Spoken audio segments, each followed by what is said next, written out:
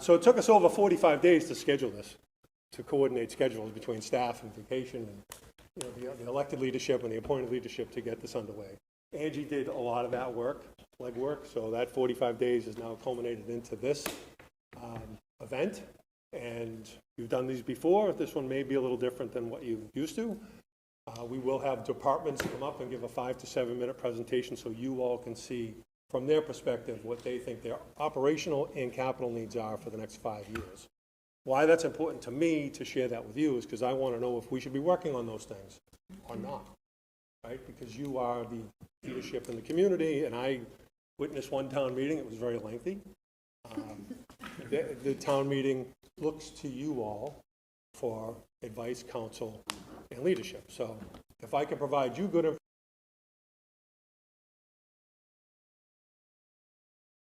help the rest of the community who's not doing this like you are to make a good decision as well. So that's the essence of it. So my quick announcements are, there's a state primary election on September 3rd. It's not the ballot initiative relative to anything local, but it's a state primary on the 3rd of September. And then there's a special town meeting October 7th that the board had set a couple weeks back with at least one item on that agenda, namely the fire station building replacement. And then the general election will be held on Tuesday, November 5th. Polls are open 7 a.m. to 7 p.m. And that will contain a ballot question for a debt exclusion for the fire station. We'll cover what that means and what those fiscal impacts are to the single-family tax home resident as we go through. So I wanted to make those quick announcements. So a financial trend monitoring system was developed by the International City Managers Association, ICMA. A couple ground rules I'll just tell you quickly. Bathrooms are right out that door. Emergency exits there and out that door. So you need to go and walk around, whatever you got to do. There's no disrespect going to be taken by me or any of my staff if you need to move about. I'll go through the rest of those quick points. In the back of the room, there are a lot of paper stapled handouts. Some of them, there's a one-sheeter that deals with cost-saving initiatives that we've tried to undertake in previous years and in recent times for each department. They're not quantified. We haven't tallied them up. My guess, if we did that, we would find that the things we either avoided or saved totaled in the hundreds of thousands of dollars. We can do the math if we so choose. So a couple of those examples are this. Some of them deal with risk and risk management. For West Main, for example, we would normally just put that under our MIA policy. MIA is our intergovernmental insurance provider for most cities and towns across Massachusetts. We got a quote from them that was $46,000. We decided when I got here to shop it locally and see if we can get the same type of coverage for a lower premium. And we did. I think it was like $12,000, $15,000 difference. But what's more important is that it's the risk aversion. If something happened to that and it's on our main policy, the rest of our pool, if you will, could possibly go up because we would have a loss on our main policy. So we avert risk wherever we can or avoid it, and we try to save or avoid spending money wherever we can. So that's what that sheet is. Other things that are back there, and these will all roll into the department's presentations, but there's a long-range operational plan, a long-range capital plan. Thankfully, not every department, when they were asked to look at the next 5 years, they didn't have anything. Doesn't mean they won't. It just means right now in this snapshot, they don't have anything. They may have something, but thankfully they don't, because when we see what the numbers look like in 2030, we're all going to be a little sticker shocked. So I'll just give you that ahead of time. No one's fault. You run an operation of $80 million and you have $4.5 billion in assets for all of your valuable property. So it's important to take what's important to you when people make presentations is on that back table. So if you like or you want more information about the thought process that Recreation put into their presentation and you want to take what they've written down on these sheets that they were required to fill out from a process standpoint, you can take those with you. I will tell you that this presentation is lengthy. We will put it on the web tomorrow, along with every other document that you have here. So people that might miss this can at least view every document we have, and there'll be a video link to this particular meeting so they can see it. We have two people that are out my town clerk, and my planner. One's sick, one's on vacation. You can figure out which is which. I thought that was going to be funnier. Tough crowd. I should have brought more candy. So they're not here, but we had an idea. Mitch supported this idea after me thinking of it, but we'll tape them after, and we'll, splice them in, so to speak. The other thing, we've had a couple long meetings of recent, and I've been a part of a 4-night town meeting or whatever it was, then a board meeting. So I want us to end at 9:30. I hope that's reasonable. So I want the staff to make their presentations between 5 and 7 minutes, and I want to hold questions until they get completely finished. So you have notepads and pens in front of you. So I want you to jot down those notes. I also want you to, if there's something we don't spend enough time on because we just don't have enough time, your boards and committees all have agendas and all have meetings. Invite us in to talk about the thing that we didn't talk enough about. So if you want to know more about tax title and tax taking and how that works and the legislation that's going through the governor's desk right now, just signed, and you want to learn more about that, we'll come into your meeting and we'll talk more about that. But we can't get through everything that we have to cover tonight in 3.5 hours, including all those ancillary things that, branch off and decision trees and so forth. So hold the questions if you could, take notes, we'll answer them after. The department heads will answer those questions after. And then Jason will give a presentation about the finance, both looking backwards and looking forward, where we could be given a set of assumptions. And the purpose for me to have this meeting with all of you, so we all hear the same thing at the same time, and we can make a decision about what the future of the community is at the same time. It may sound too holistic, but that's the goal. Hopefully we're not going to come to it. There's not going to be an ending of this meeting where we're all going to be like, we're doing this. There's going to be more meetings. There's going to be more stuff and more work to do and more discovery. Think of it like peeling an onion. I think this is like the first outer layer, and we're going to get into it. No tears will be shed, I hope.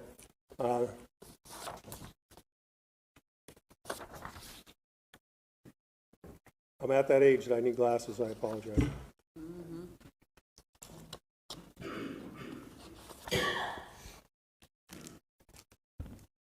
There's also a survey, and I think this is important. I think most of my staff does this when they have events or they have a recreation program or a library program. They want to get feedback. So I want to get feedback too. What did we cover? What was good? What was good about the space? What was bad about the space? You want to be anonymous? Be anonymous. I just want feedback so we can make this better for you all. So there's a survey back. Is there a survey back there?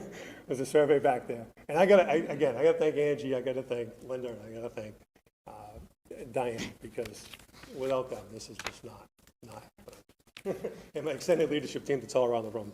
I appreciate them. So I wanted to take a minute for them. I covered that. This is good. I'm really rolling here, guys. There's a binder on your desk. I'm not going to take you through it. But this is like a sub, I don't want to use the word Bible, but there are guiding philosophies in here and resources for anyone who's interested in municipal finance. So you might get a crash course tonight. You'll understand the underpinnings of what I might talk about or what Jason might talk about. It's all in here. I won't go through every one. There's a nice tab table of contents. It'll tell you what's in there. Some of it may be very basic or rudimentary to folks, but other folks it may be very helpful. We'll try to tab it out where it was digestible. We also took an added step for the folks who travel on a train or don't want to read paper. We'll put QR codes on everything so you can just QR it and go to the website where it lives and you can read it. So from our financial policies to DOR to ICMA Code of Ethics, kind of like the underpinnings of what we believe in local government and municipal finance. So that's what's in that book. I talked about making notes for questions. If there's a piece of jargon that Jason will use, like DOR, I don't know what that means, we should answer those as we go. If I say ICMA, you don't know what ICMA is, interrupt us and let us tell you what that is, because if you don't know what the acronym is, it's just not going to make sense. So we will take the time to answer those things.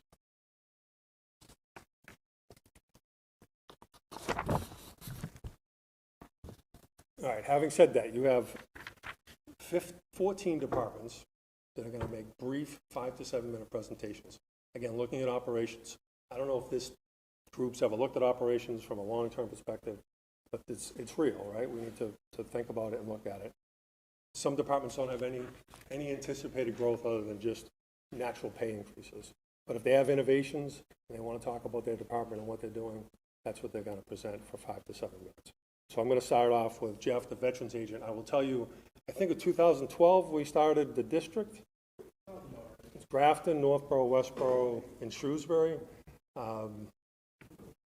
When I was in Grafton, I did it for selfish reasons. I wanted to save money. And then I quickly realized that it's about providing service to veterans. So Jeff's been doing that and going to continue to do that. So I'll let Jeff talk to you a little bit about his presentation. Hello. Hi. Like Tim mentioned, my name is Jeff Farrell. I'm the Director of Veteran Services for the Central Massachusetts Veterans Service District. So the 4 towns combined, like Tim mentioned, Grafton is the host community, so all of our district funds and the other VSO and my salary are paid through Grafton. The town, Northborough, has the lowest percentage of the bill due to population. But there are 2 of us. We work 2 8-hour days in town. We're available to help veterans with any municipal veteran benefit, federal, state, whatever.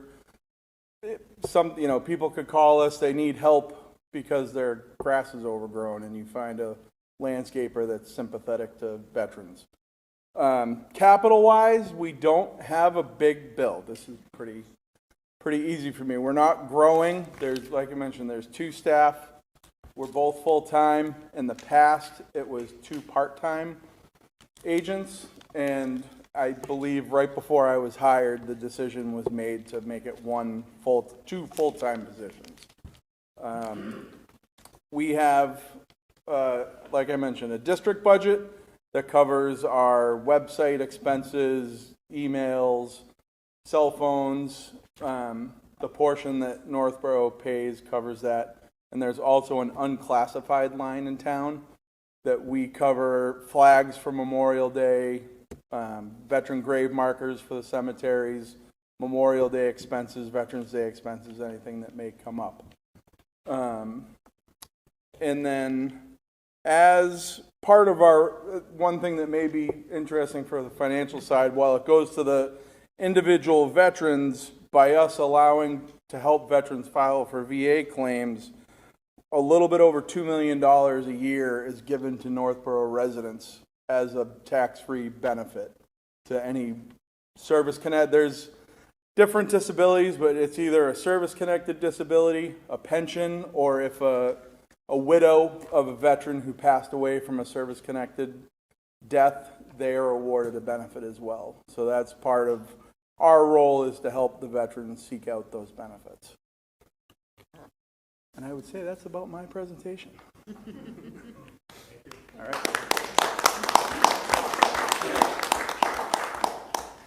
So if you had questions for Jeff, you'd write them down and we'll get to them at the end. Allie, you want to come up?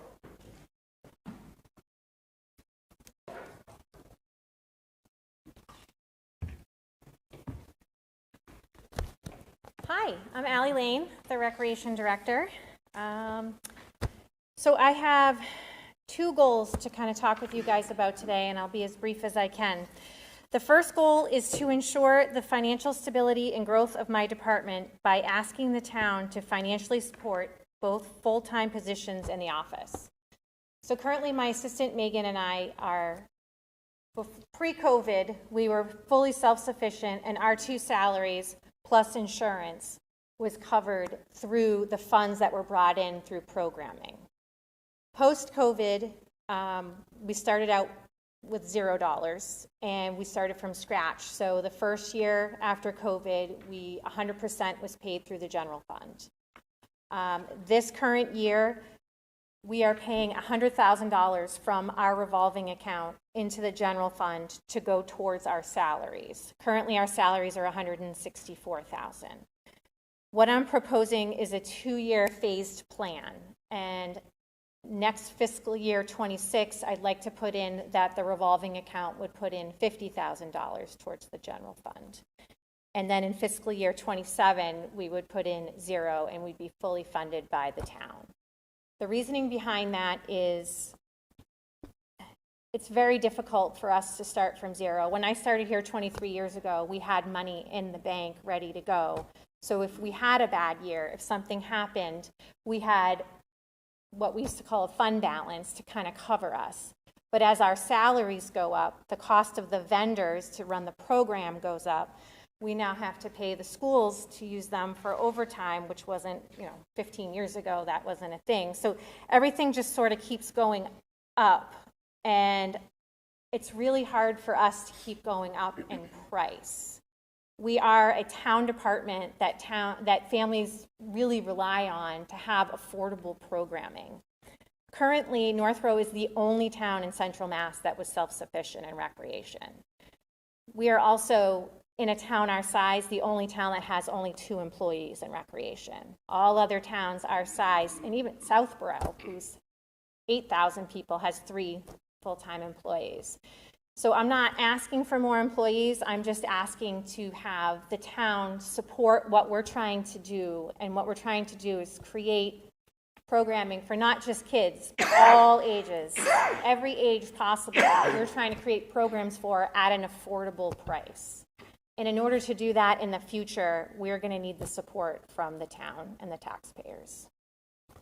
The second request is that we're looking to change, hang on, let me just find this, the job description of my administrative assistant. So when I started 23 years ago, it was just me sitting in the office in the corner on the 3rd floor and just started writing up programmings and getting going. And we started building so quickly that I was given an admin for 19 hours a week, which was super helpful. And then I outgrew that within a year.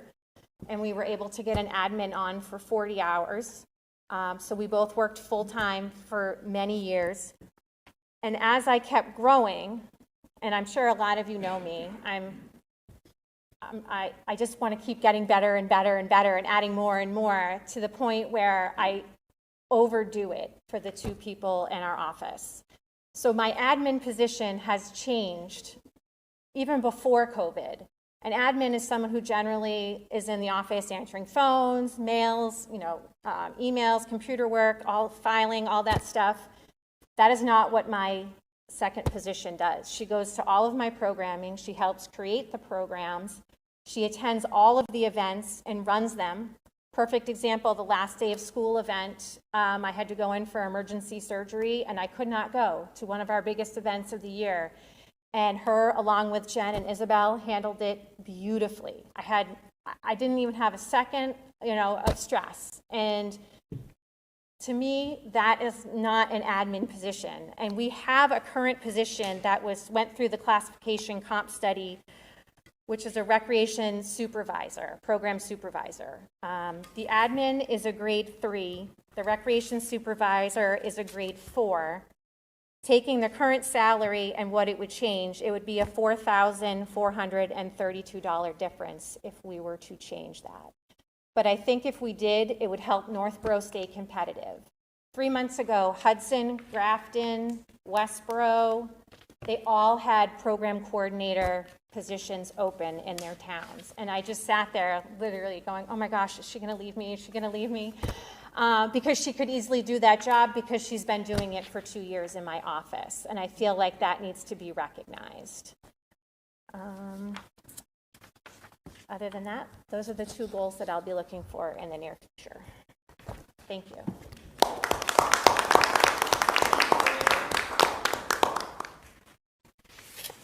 So we don't have the clerk, but we do have our new HHS director, which we'll get up and present. Hi everyone, my name is Isabella. I am the new Health and Human Service Department, Director of the department. I will keep it short and sweet. We are in a building, evaluating kind of stage of this new department, so we're not asking for more funds in the next 5 years. Also no capital funds. As you see, we have 3 large grants that fund most of our staff that will continue for the foreseeable future. They're all multi-year long-term grants. But yeah, so we're focusing on recruitment.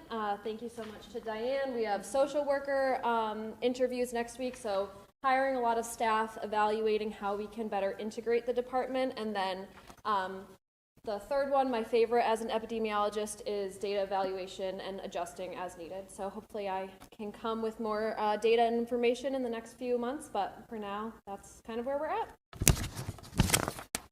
Thank you. We're going to skip over the clerk and cable access. This may take more than 7 minutes because there's important pieces to this. Can I just set this up a little bit? So cable, come on up. As you're walking, I'll do it quick. So if you have cable, you pay a franchise fee. It's 5%. It used to be 4. We negotiated 5 from both providers to run lines of cable on our utility poles. We get this fee. So as subscribership goes down, we run in peril because we want to provide transparency, and this is the very mechanism in which we provide transparency. Come on up.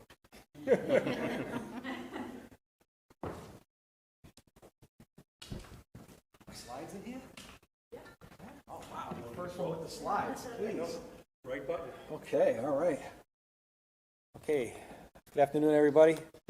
I'm Dana Volge. I'm the director of Northbrook Cable. I've been with the department for 7-8 years, give or take, and last year I became the director after my predecessor, Kathy, retired. Okay, all right, so just to kind of give you a brief idea of what we are. Some of you might not have an idea. We are the town's AV department, basically, and we're sort of the communications hub. We are on TV, we're online, we're everywhere. What can I say? We're in your ears. We do podcasts. We're all over the place. There should be no reason why anybody would not have the opportunity to view or listen to any of our content. First and foremost, we have our 3 channels. Public, which is where you find normal public interest stuff, Apple Fest, things of that nature. Our education channel, which is all of our school-related material, and the government channel, which is all of our municipal content.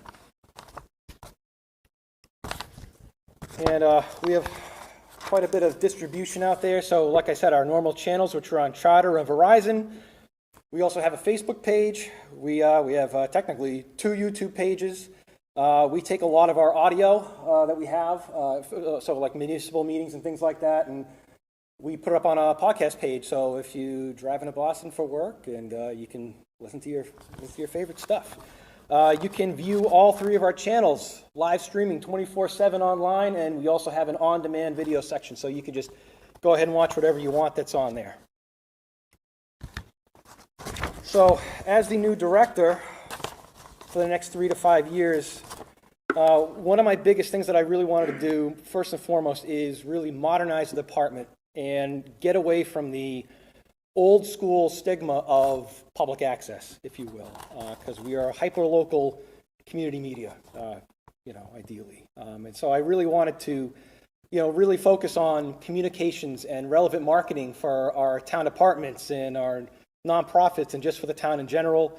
Just really improving the quality of all of our meeting coverage and our videos. If you guys have seen any of the videos that we've been pumping out in the last year, really trying to get the quality really way up there as best as we can with what we have.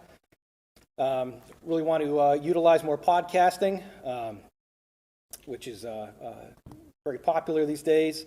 Want to do a little bit of consolidation on some of our distribution. One thing that's really important is the installation of some of our permanent AV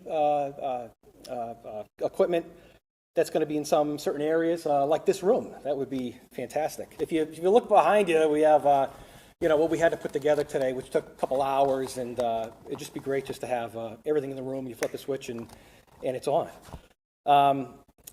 We used to have a really good collaboration with the school, and after the pandemic, that sort of diminished. Now that I'm back in, I really want to get back into working with them and getting sports covered and event coverage done.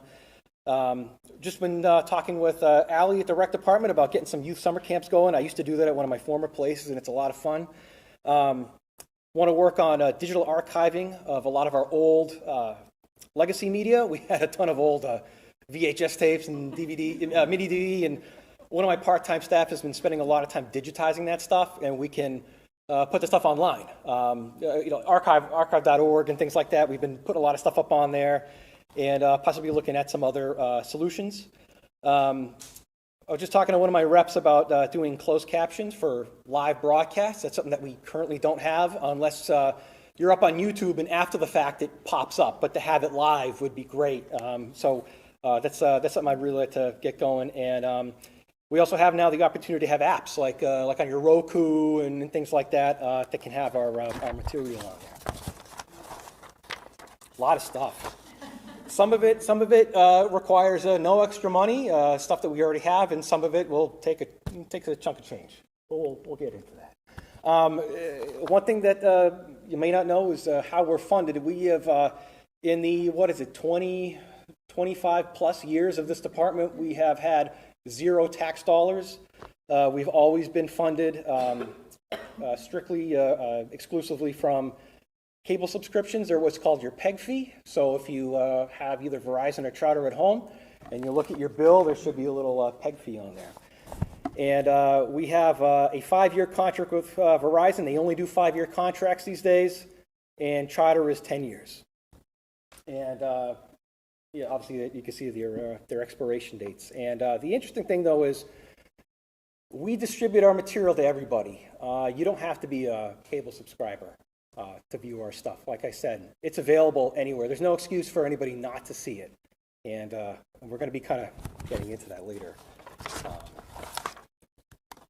So to show you, these are our cable payments for the last couple of years between Charter and Verizon. And some of them, per our contracts, we have some capital. So you can see there's 2 from Verizon that we got some big capital. They usually give us a lump sum. Charter gives us a little tiny bit at a time. Right now it's only like $1,600 a year. But you can see, and over here on the right, we have our cable subscribers. And as you can see, it's going lower and lower and lower. And, I'm not going to point to anybody or say, hey, raise your hand if you don't have cable. But, there are other options that people are getting, like Hulu and YouTube and things like that have what are considered IP streaming. There's Sling and things like that. There's no way that we can get any kind of internet revenue from these cable providers. We've been all the other people in this industry have been going to the state to try to get that to happen, and it just hasn't happened. So on average, every year we lose about 4.5% of revenue, and that's roughly around 300 subscribers per year that are now going towards Hulu and whatever else. So with that said, these are my predictions at what we are going to be getting from our cable subscribers over the next couple of years. As you can tell, it's obviously going down and going down. Now, we come down to my budget. And with my budget, it's been, right around that $300,000 range this year. I did a bit of cutting of some stuff, and I was able to get just under $301,000. We have 2 full-time staff, including myself, and we have 3 part-time staff. And we do a lot of work, I'll tell you that. And these are my projections that are right here on the bottom. And what that mostly is just the cost of the employee. So COLA, merits, health insurance, things of that nature that go up every single year. And not so much the other things, such as getting equipment and things like that. I have it built into my budget to, it's about $12,500 every year where I can get some equipment to fix something that's broken or replace something that's at the end of its life or something to improve what we already have. So not too much. It's mostly the impact is the employees. And so you might, like you saw on the other slide, we just got shy of $200,000 last year, and we have a $300,000 budget. So what's going on here?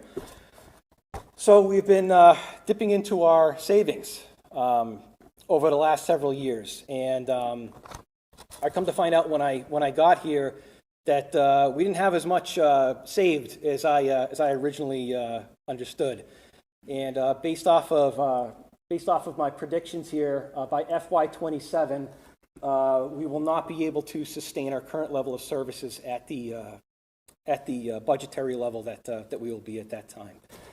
And it is at that time my suggestion that I go before annual town meeting and ask the town if they could help subsidize every year to maintain that level of service every year. Because as I said, we're going to be out of our savings, and then our payments go less, and our budget goes a little bit more. So we need to subsidize that again to maintain that level of service. All right. So on top of that, there are some capital projects that I think would be imperative that we focus on over the next couple of years. Next year, I'd like to focus on our broadcast server, which is the brains of the heart of our operation. We can't work without this thing. Sorry for the typo. It should be our 24/7 player up there instead of 2/7. But basically, this is how we go live. This is how we schedule all of our stuff. This is how we go live up on our online applications. This is a vital piece of equipment that we need. It's going to cost about $55,000 to replace this thing. I was just talking to my rep the other day. And how we fund this thing, I might, in potentially last year, potentially be able to purchase this, what's left of our savings. But if not, I may have to go to the town. Or I do understand that there is some ARPA money left. I may have to talk to some of these folks over here on my left about that. And also next year, something that I'd really like to look into is for $11,000 is getting the same capability. This goes in with our TelView Hypercaster. This is the piece of equipment where we can get live on air closed captioning. I've had a lot of people over the years ask us about this. I've had other staff and people ask about getting this done. And the great thing about this is it's literally live on demand. And the neat thing is it can make transcripts, so you can use it for meeting minutes afterwards, and it's pretty impressive stuff. But there is a little bit of a price tag. Same thing. There's a chance I could pay for this out of what's left of my budget there. And what's interesting with that is, depending on how we set things up, if we have a friends or anything like that. Sorry, I'm taking a while. If we there are sponsorship opportunities. And the following year, I'd like to do an installation over at the auditorium over at the high school. We record an insane amount of stuff over there, and having permanent cameras in there and a feed from the projector and a feed from the audio would just be a tremendous help. And after that, the following year, also want to look over at the RHS library, because we also record a lot of stuff in there, not just school committee meetings, but we're also in there covering a lot of school events. And if the public had an event that they wanted to do in there, we can go in there and record that too. And we also have the ability to do hybrid stuff too. So almost done. That's going to go up. Okay, all right. Second to last, the school committee is moving over to Lincoln Street. There's air conditioning over there. I right now have a setup for them now, but same thing, I'd like to just get permanent cameras in there. Same thing, and this is even stuff that we could use for other school events and public events and whatnot. And lastly, the room that we're in right now, we also cover a ton of stuff in here. And like I said, we very similar kind of a situation where I'd like us to be able to get permanent cameras in this room, actual projector up on the wall, audio, and hybrid connectivity in this as well. And same thing with these. I would most likely be going towards annual town meeting for funds for this, but I do know that there is a little bit of ARPA money left, and so time's not run out on that. So you guys might be seeing me at a meeting pretty soon. So yeah, that's where I'm at with my department right now. So yeah, there you go. All right. Okay. All right. There's a clicker. All right. Thanks. So Bob Federico, the building inspector, I'll tell you there's over 2,200 permits that his department issues that yields a little bit over $400,000 a year. So 1.5 people with that yield is pretty good. This is Bob. Good afternoon, everybody. My name is Bob Federico. I'm your building inspector and zoning enforcement officer. Thanks for the opportunity to speak with you. Just as a little bit of a backup, what I'm about to say is the Reader's Digest version. The details of everything I'm saying here are in the sheets available at the bookstore at the end of the summit. Okay. As Tim said, we do about 2,200 permits a year. Based out of that, we are responsible for about 9,000 pages of code, which is not anything to do with Northborough. And then you add in the state zoning bylaws, the local zoning bylaws, AAB, ADA, flood. Okay, we also provide zoning interpretations to residents, and we deal with complaints. And to be honest with you, we're not keeping up. Over the past 5 years, we have had an extremely big increase in the amount of permits, legal actions that we have to deal with, zoning interpretations, and complaints. John Kader had always talked about budgeting for level service.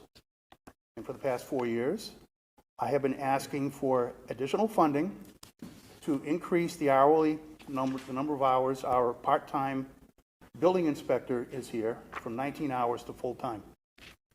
All this work that we do is myself and one 19-hour person. For the past 5 years, I've been denied. Nobody's ever given me a good reason. And to be honest with you, I'm a little frustrated.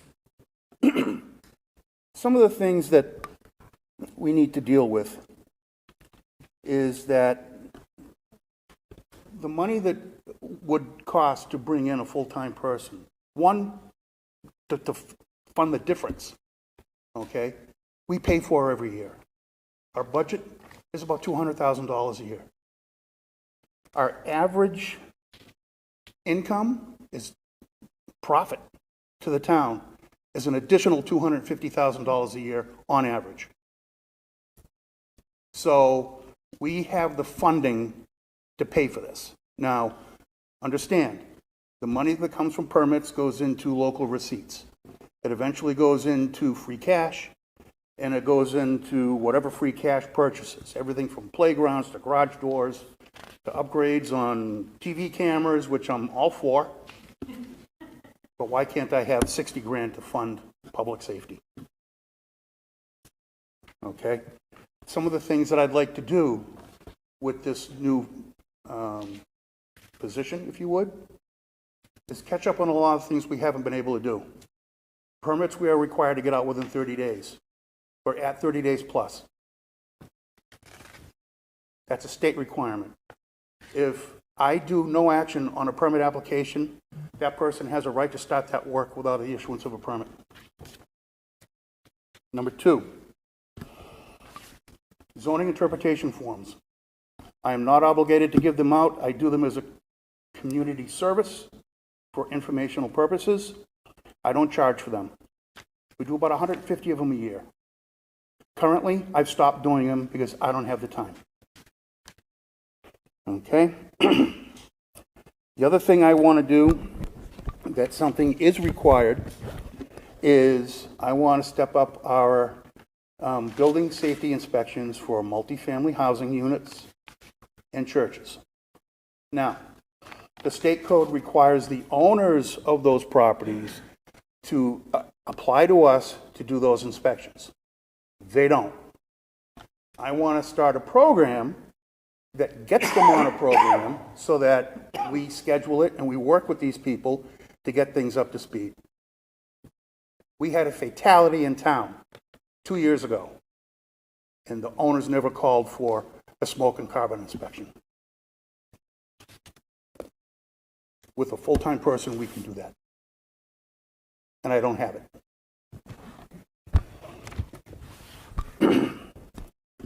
The other thing that we want to do in helping to possibly fund this increase, our permit fees are the lowest in the state. We need time to do the research to come up with a solid update to our permit fees. Some of our permit fees go back to the 90s. You have anything in your wallet that goes back to the 90s? We need time to do that, and I don't have the time. Some of our permits for a deck, I think, are $25. That doesn't get it through our online permitting system. Never mind plan review and 3 inspections. So, the flip side of this. The infrastructure for this particular position is already in place because we already have a part-time inspector. We have a cubicle, space in the office, computers, iPads, ready to go. And what I'm looking for is about $60,000 to make that difference in converting that part-time position to full-time.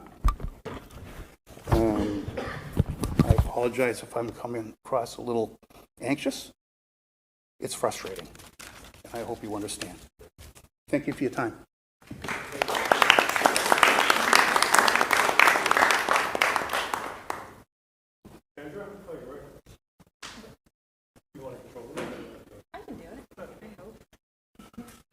Hi everybody, I'm Kendra. I'm the Senior Center Director. I too, like Dana, have a lot of slides to get through, so I'm going to do my best to talk fast, but if you can't understand me, I'll be around for questions after. So this is the current employment structure of the Northborough Senior Center. I am the director. We have a full-time administrator, 5 part-time WRTA van drivers, a part-time program coordinator, a full-time outreach coordinator that oversees the volunteers and senior tax work-off participants, and 2 part-time Bistro 119 coordinators. So this is the layout. Myself, the administrator, and outreach coordinator are funded through the town. Our program coordinator is funded fully by the formula grant, which is awarded by the state of Massachusetts.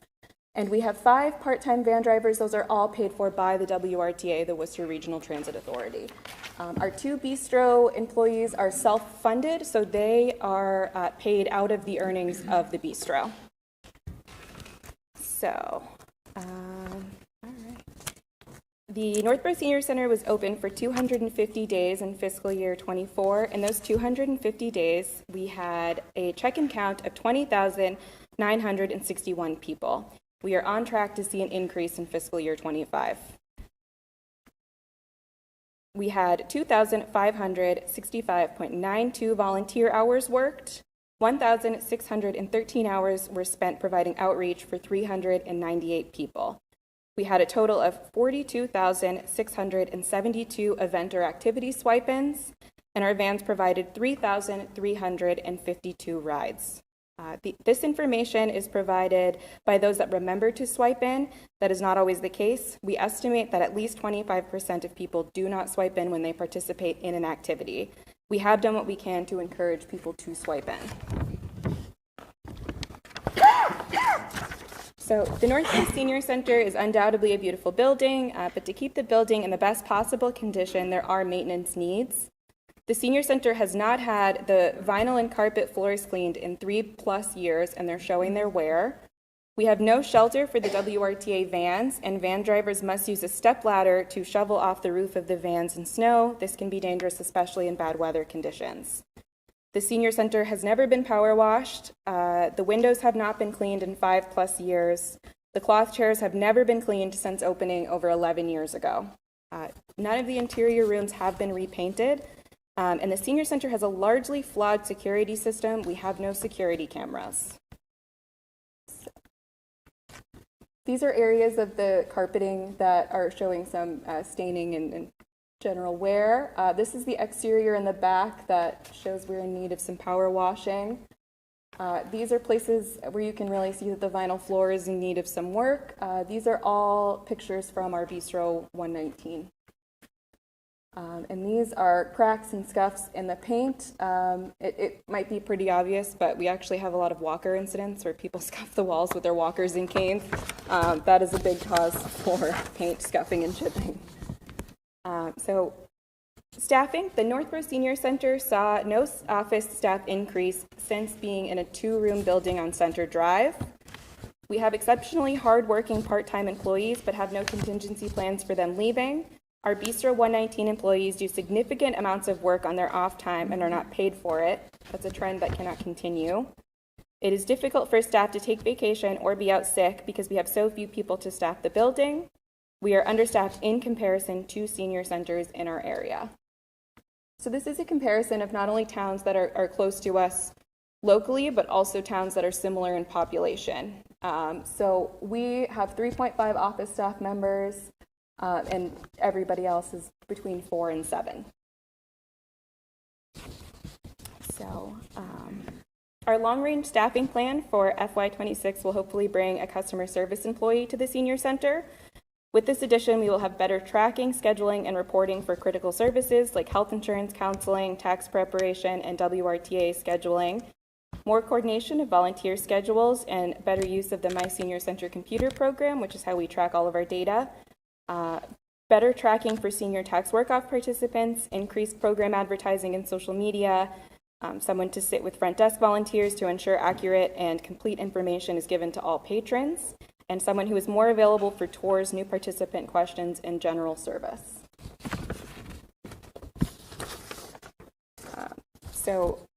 Our long-range staffing plan for FY27, we would like to add a custodian. A dedicated custodian maintains cleanliness and sanitation, creating a welcoming space for visitors. A custodian can promptly address emergency situations like bathroom accidents, ensuring swift cleanup and minimizing disruption. A custodian can handle the physical labor of setting up and breaking down heavy tables and chairs, making it easier to host events and activities. The director and office staff can focus on programming and activities and services for seniors without being distracted or burdened by heavy lifting on a daily basis.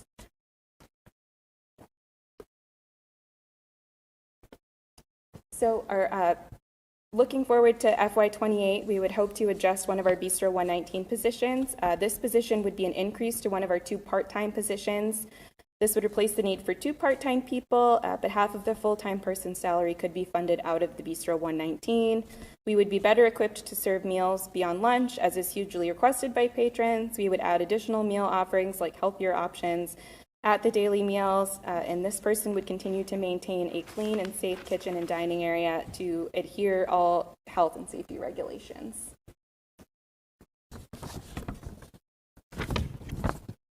And finally, looking to FY29, we would like to see an addition of a community outreach worker. This position would work closely with our existing outreach coordinator, but would increase our ability to reach residents in the community. We would see expansion of this service, and we would allow for more home visits, more potential office hours at relevant public locations like public housing, to reach vulnerable community members that otherwise may be missed, and additional work serving new arrival and English second language learners that may not be utilizing the senior center at this time.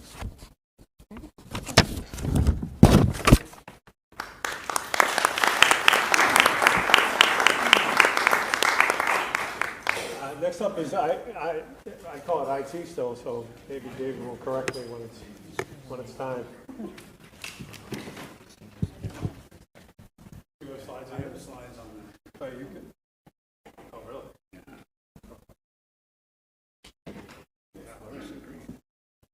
I'll try to put it on.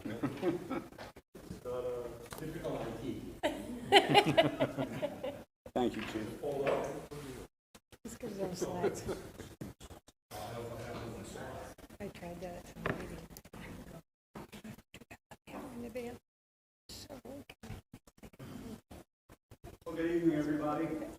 My name is David Kane. I'm the MIS and GIS Director for the town. I appreciate the opportunity to come before you tonight to talk about our needs. I'm primarily going to talk about the need for staff. I believe we are adequately funded when it comes to equipment, services, consultants, etc. We're woefully underfunded for staff, for people. The department was created in 1997 out of a town meeting warrant article. The primary responsibilities were to put a network into Town Hall, because at the time they were using a VAX, if anyone remembers those days. I'm dating myself here. But also a GIS for the town was approved at the town meeting in '96. So those were the 2 things that brought me on. 1999, we and took on the responsibility for all of the town departments. Up until then, it was just town hall. So police and fire, they all had people on staff who weren't IT, but they knew about IT, I guess is the way to put it. Their primary jobs were firefighting or whatever it is that they did. So we hired our second person in 2000, and since 2000, we've been at 2 people. About 10 years ago, we started drowning, just like everyone else here who's discussing all of these needs. And we started talking with other departments, mostly fire and police, about the need for additional staff, and then brought those concerns to town administration, and, well, we're still at 2 people.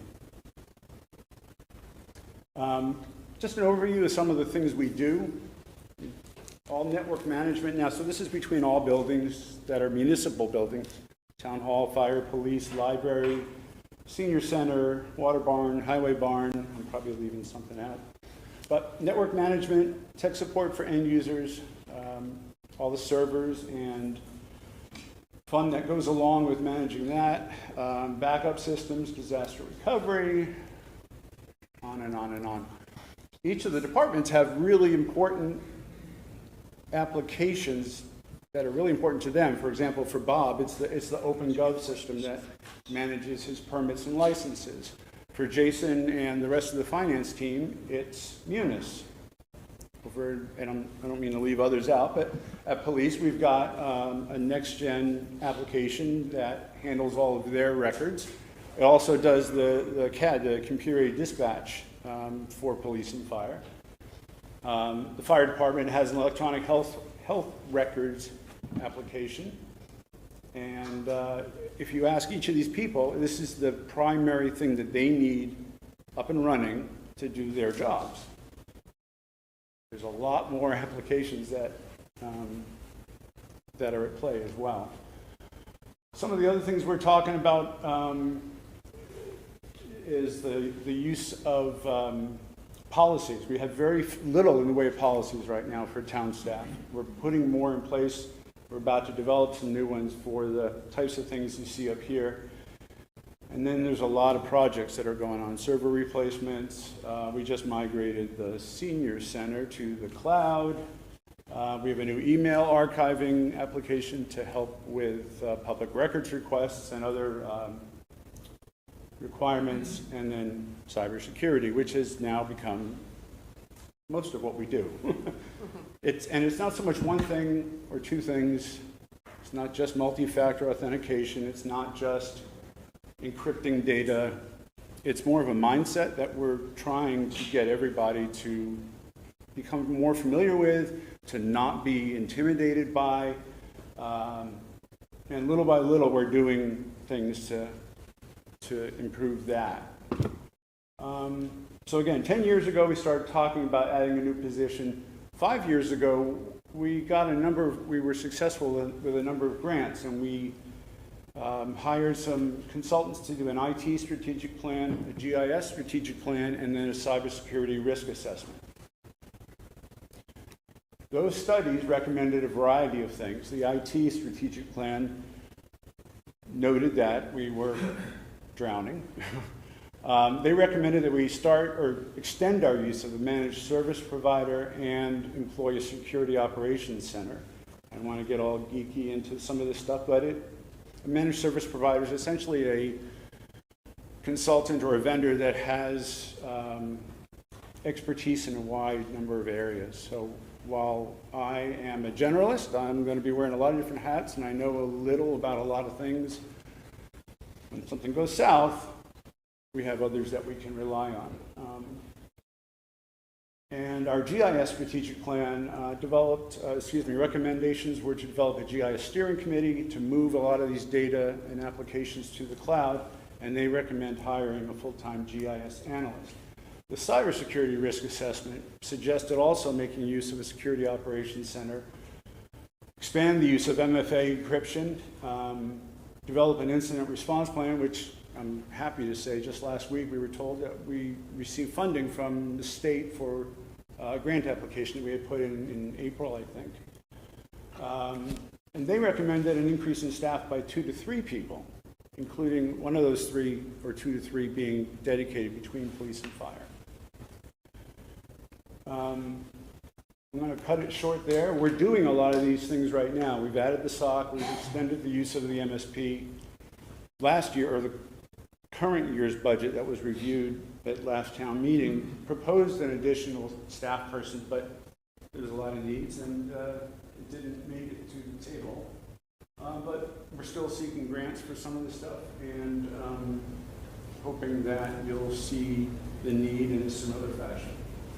It's the one thing worth pointing out here is every person here who is a town department has to come through, whether they like it or not, has to come through us to put new things in place, to bring about innovation. We've got to make sure that those things play well with the other things that are in place, that their vendors are using good security practices, and if not, what do we need to do to address some of those things? So every department here, we've got our hands in, and we need help. So I'll leave it at that, and thank you for your time.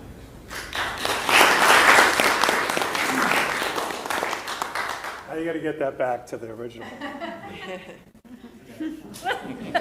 So Jen, library, your building, you want to come up and talk for a couple minutes? Can you get this to me so I can put it in the file so I can put it online tomorrow? Or is there anything in here that we can... All right, I'm Jen Bruno. I'm the library director here. My goal is to beat Isabella and be the shortest presentation. I have no slides other than this placeholder one so that you know who's talking, because our needs are relatively small, in large part because you heard a lot from me in the last budget round, and the town successfully funded some of our biggest needs, including some of our HVAC repairs and the restoration of our assistant director position. So I really have 2 goals that I'm going to briefly mention. One is the completion of a 3-year sort of plan that we had in place to restore our Monday hours. So last year, the town approved partial funding. So right now, we have a 40-hour staff person who was increased from 19 hours a week. So the town is currently funding 30 hours. The Board of Trustees is funding the other 10.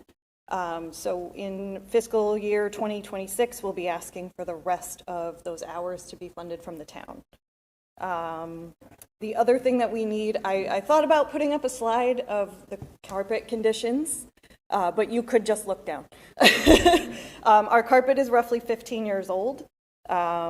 We've been able to maintain it through annual cleaning and things like that, but it's, heavily trafficked. There are places where it's worn right down to the concrete. It's fraying in a lot of areas, and there's a lot of questionable stains that don't always come out in the cleaning. So it will be time to replace that in the near future. So we are currently getting cost estimates for that. That's been on our radar for about a year. The big question with the cost and why I don't have a number today is because it will really depend on whether they have to move our giant book stacks in order to replace the carpet. That's a huge undertaking that requires moving all of our collections out, moving the stacks, and then putting everything back. So that is a huge cost. If they don't have to do that, then the cost will be much smaller. So as we continue to engage with vendors to get estimates for that, we'll have better numbers. That is all that I have. I think I beat her.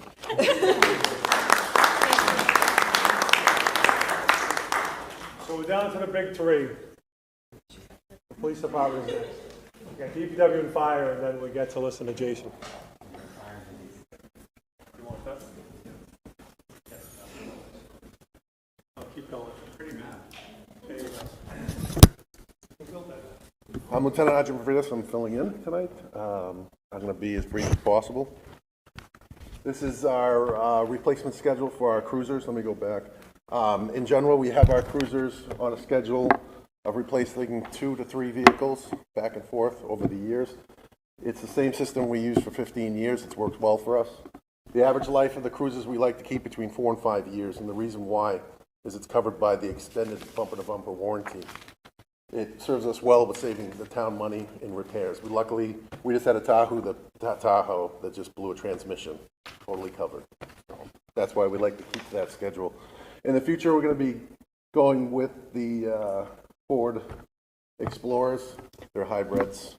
We're shifting the fleet that way. We're going to be eliminating the Tahoes, the Dodges, and going with one unit for everybody. Oh. Some of my slides are out there. Sorry. I can do them with it. So who are we? We're a department of 32 full-time employees. 24 of them are law enforcement officers and one part-time social worker who is funded through a grant. Our budget is $3.5 million a year. We're looking at personnel additions. In 2026, we're looking for a full-time dispatcher. In 2027, we're looking for a full-time police officer. And for the next 3 years, a police officer every year. The reasons behind this, the National Fire Protection Agency recommends 2 dispatchers to be working at the same time. That is to prevent the one dispatcher from being overwhelmed if there are multiple large incidents. A good example of this is our dispatchers don't only just handle 911 calls, they're handling our regular calls. They're helping people in the lobby, and they also have to keep their ears open for, bless you, the units on the street are calling them and the fire department. A great example is the shooting on May 12th. We had one dispatcher working. Thank goodness we didn't get another major incident or any incidents that night, because it was a breaking point that night. As for additional fire department personnel, we want to bring the town into compliance with a lot of the other departments in the nation.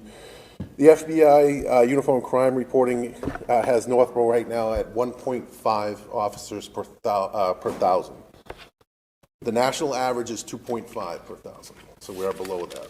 The rationale for requesting the extra officers, better service, more proactive policing, and serving the community better. Our current staffing right now is day shift has 3 officers, the evening shift has 4, and the midnight shift has 3. But when you factor into vacation time, comp time, training days, people going to court, and sick days, we can drop to as little as 2 people on the day shift, 3 people on the evening shift, and 2 in the overnights.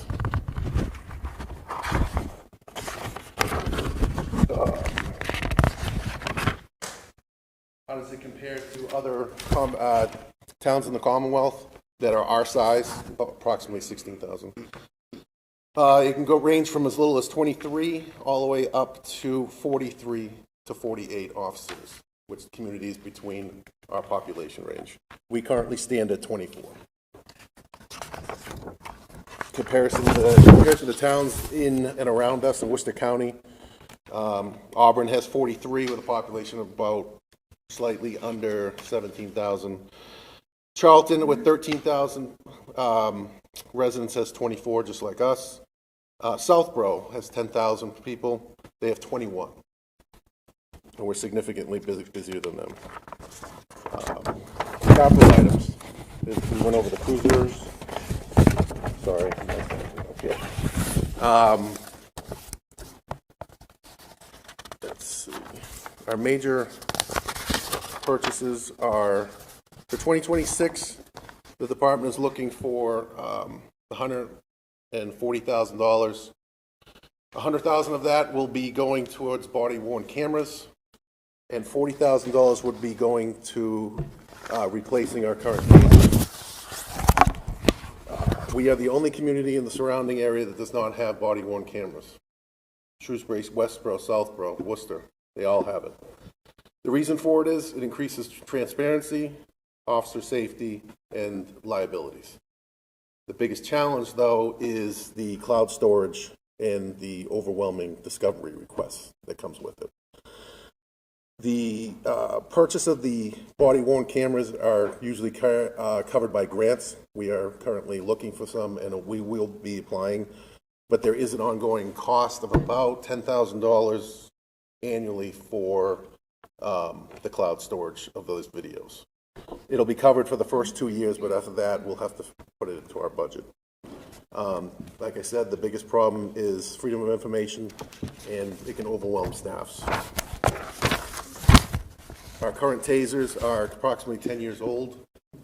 The shelf life of them is usually 5 years. We were, again, lucky. We had long-term warranties on them that has helped us when there has been issues. But currently, Taser has elected to not support the X2, which is the one we carry, no longer. They will not repair them. They won't touch them. It's an electronic device. It's very sophisticated. We don't want them to fail when the officers need them the most. So, for 2027, we're looking for an upgrade in our cameras and the security of the building. About $220,000 is the projected cost. The camera system that we have now is a HIC Vision camera. In 2022, the Federal Communications Commission ruled that the technology was a potential hazard to networks that can be compromised. The law banning this equipment was signed by President Biden. So we have the system right now. It is 12 to 15 years old. In 2024, we spent $9,000 repairing issues with it. As for the security upgrades, we are looking for a better proximity readers to record when people are leaving, coming in and out of the building, cell checks, which are very important to us. And lastly, maybe a security gate behind the station. Originally posted for 2026, but now we're bumping it up to 2028, would be the communications center upgrade, about $160,000. Our communications center, I know some people have come to see it. It is basically a hodgepodge of 80s technology mixed with 90s technology all the way up. It is a Band-Aid and will fail eventually, but we're looking to totally streamline it, upgrade it, and become into the first century this year. It's bad. The last, second to last thing we're looking for, 2029, we're looking for $100,000 for a police station feasibility study. Currently, the building was built in 1989. In 2029, the building will be approximately 41 years old. For 2030, we are looking to upgrade our radios, our portable radios, at a cost of $220,000. Why are they important? Currently, Northborough does not have the ability to speak officer to officer to any other surrounding towns. They're on every other community has gone to UHF or 800 bands. A great example would be the standoff next to Walmart of the armed suspect. I don't have the picture with me. I have a presentation that you guys can look at. You'll see the command center has an officer from the 6 communities that helped us that night.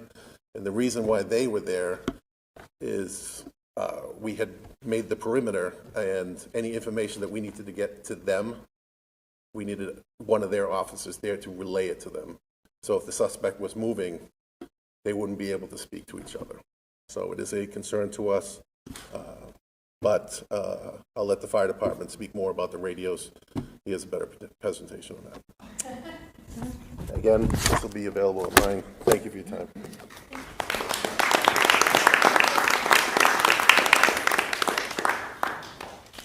I apologize. I thought you had 2 slides. We loaded the ones in, but I know there was a second one that came to me. I'm trying to get it. That's okay. If you want to turn your eardrop on, I can show you the picture of the cops standing around to communicate in that situation.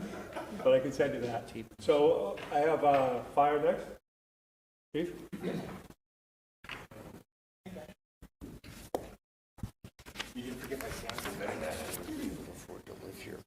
Good evening. As I'm sure most of you know, I'm Dave Prentian, Fire Chief Management Director, and those of you who have been unfortunate enough to listen to me before know that I like to talk. So in order to try and minimize some of that, I've tried to keep the presentation at the 10,000 foot level, and all the information, the dollars, the exact numbers are all in the paperwork that you can all pick up and take a look at. So I didn't want to get into the nitty gritty here because we would be here forever. I'll talk a little bit about the station momentarily, but for now I just want to give you like a 10,000 foot overview of who we are. So we run 4 shifts, 5 guys a shift. When I say 5 guys, that is in general. Right now we have all males, but we're hoping to be able to put some female firefighters on at some point in time. Administratively, we have a chief emergency management and emergency management director. That's myself. We have a deputy chief. We have administrative assistant. That's our administrative staff. We have 1 part-time hazmat assistant who does LEPC, helps with emergency management, helps with ambulance billing, does our grant writing, and a few other things. Again, as I mentioned, the staff is made up of 4 shifts, 5 people a shift. That's an officer, and 4 firefighter paramedics a shift. Overview of what we do, and these are just the numbers up here were of about 2 weeks ago. We do about 68% EMS calls. So far, we've transported 720 patients, interacted with 850, and we have 5,332 loaded miles. That means from the scene to the hospital. It doesn't include from us to the hospital, from us to the scene, or from the hospital back. So that's where our mileage and our ambulances are really racking up like crazy.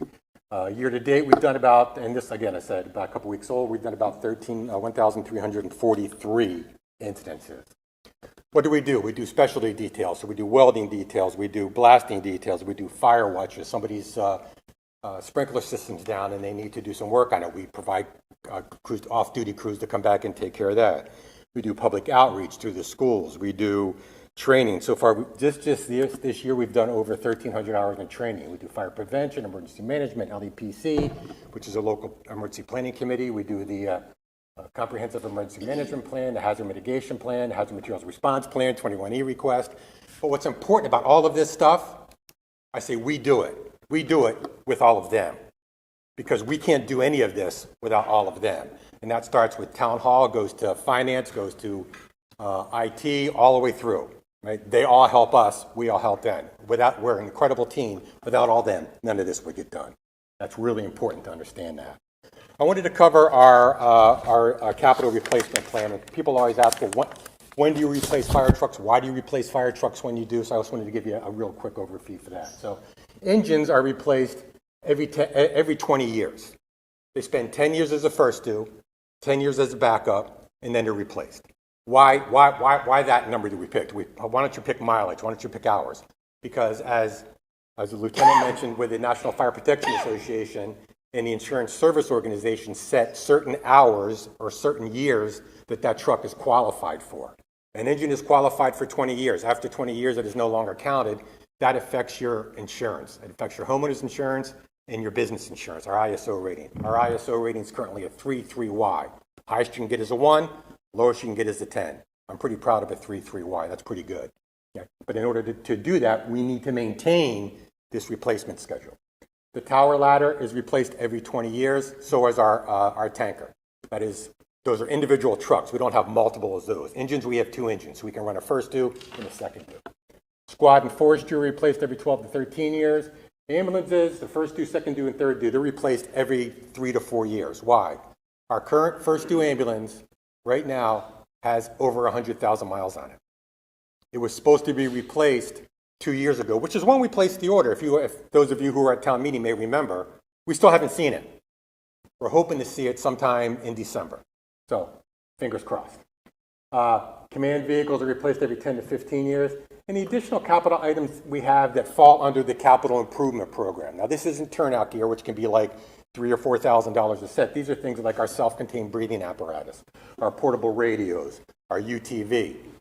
Very expensive items. What we do with these is we put them on our 10-year, and we have a 10-year plan, which normally the board sees a 6-year plan. You guys see the 6-year plan, but we've always had a 10-year plan. And we start seeking out grants to replace these types of items. So far, we've replaced our SCBA, our portable radios. We're able to replace those. Over $500,000 worth of replacement, and we've been able to get through grants. So that's terrific. And we still intend on keeping going down that road. So our 5-year plan looking forward is we have an ambulance replacement that we're looking to do in 2026 for $550,000. When I started in the fire service in the late 70s, early 80s, we were talking about $100,000 for an ambulance. Now we're talking about $550,000 for an ambulance. The squad replacement is $450,000 in the command vehicle. We're looking to replace both of those in 2027. 2028 is open right now.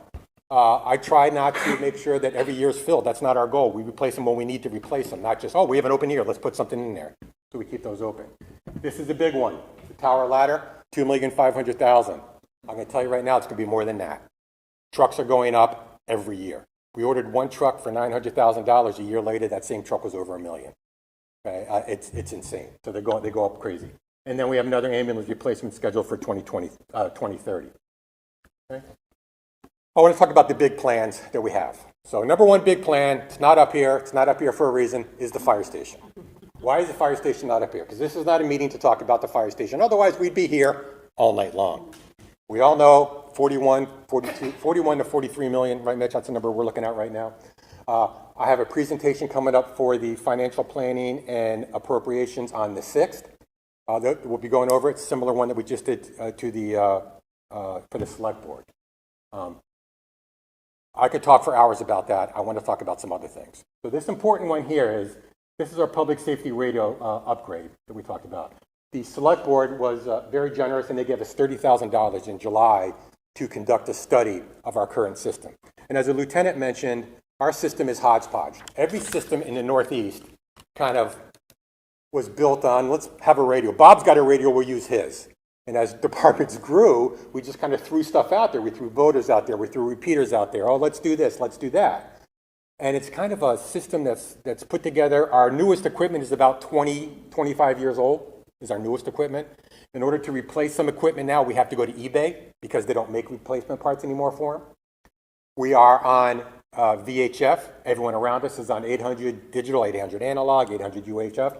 We are very fortunate in that the portables that we bought through a grant are multi-band, multi-channel. So I can talk to anybody in our region. I can flip to an 800 frequency on a portable or a low band or a UHF. We can talk to anyone. So that's terrific. The problem is dispatch can't necessarily. So what we want to do is we want to do this study. It's multi-part. Currently, we have one quote. We're hoping the 2 more quotes we're supposed to receive by mid-August. Chris is supposed to get those, Demos, right? I believe he's working on that. He's going to get those quotes. When we get those, the intent is to have that study done to develop the replacement and where we need to go. That $30,000 isn't taking care of it. It's going to be about $3 to $5 million to fix ours. Marlboro just did it for 5-point-something million. Shrewsbury just did it for around $5 million. So you're talking a significant amount of money to do this. That's why we want the plan. That's why when the select board said, yeah, here's this $30,000. So it's not, we're going to do this next week. How can we do this? How can we piece this in? How can we make it affordable to the people? Can we replace just the $140,000 for the inside of at the dispatch furniture and all that, and then do the radios, or do we do the radios first? And that's why, as Demos mentioned, that number was pushed out to 28, so we can get these numbers and have a better number for you guys as we move ahead. Really important, okay? This is why, right?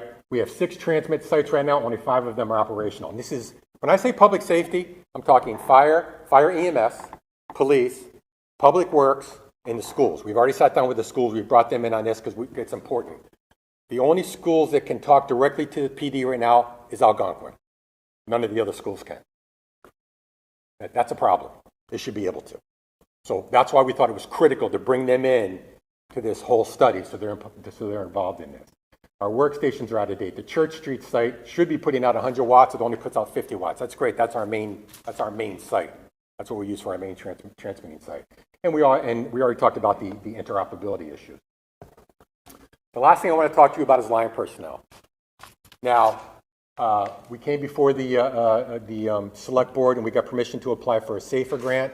The SAFER is Staffing for Adequate Fire and Emergency Response. Firefighters and police officers love acronyms. We do as many as we possibly can. So that's what SAFER stands for. We were given permission to apply for a SAFER grant for 8 people, which would increase our minimum staffing per shift from 5 to 7. We need those people, whether we get the SAFER grant or not. So we do need those people. And then the plans in the back is how we intend on, if we didn't get the SAFER grant, what our recommendation is for doing that. It's not to go out next year and put 8 people on, because that's just not feasible. It isn't. The SAFER grant allows that, but it's not feasible. So we have that in there. I really recommend you take a look at it.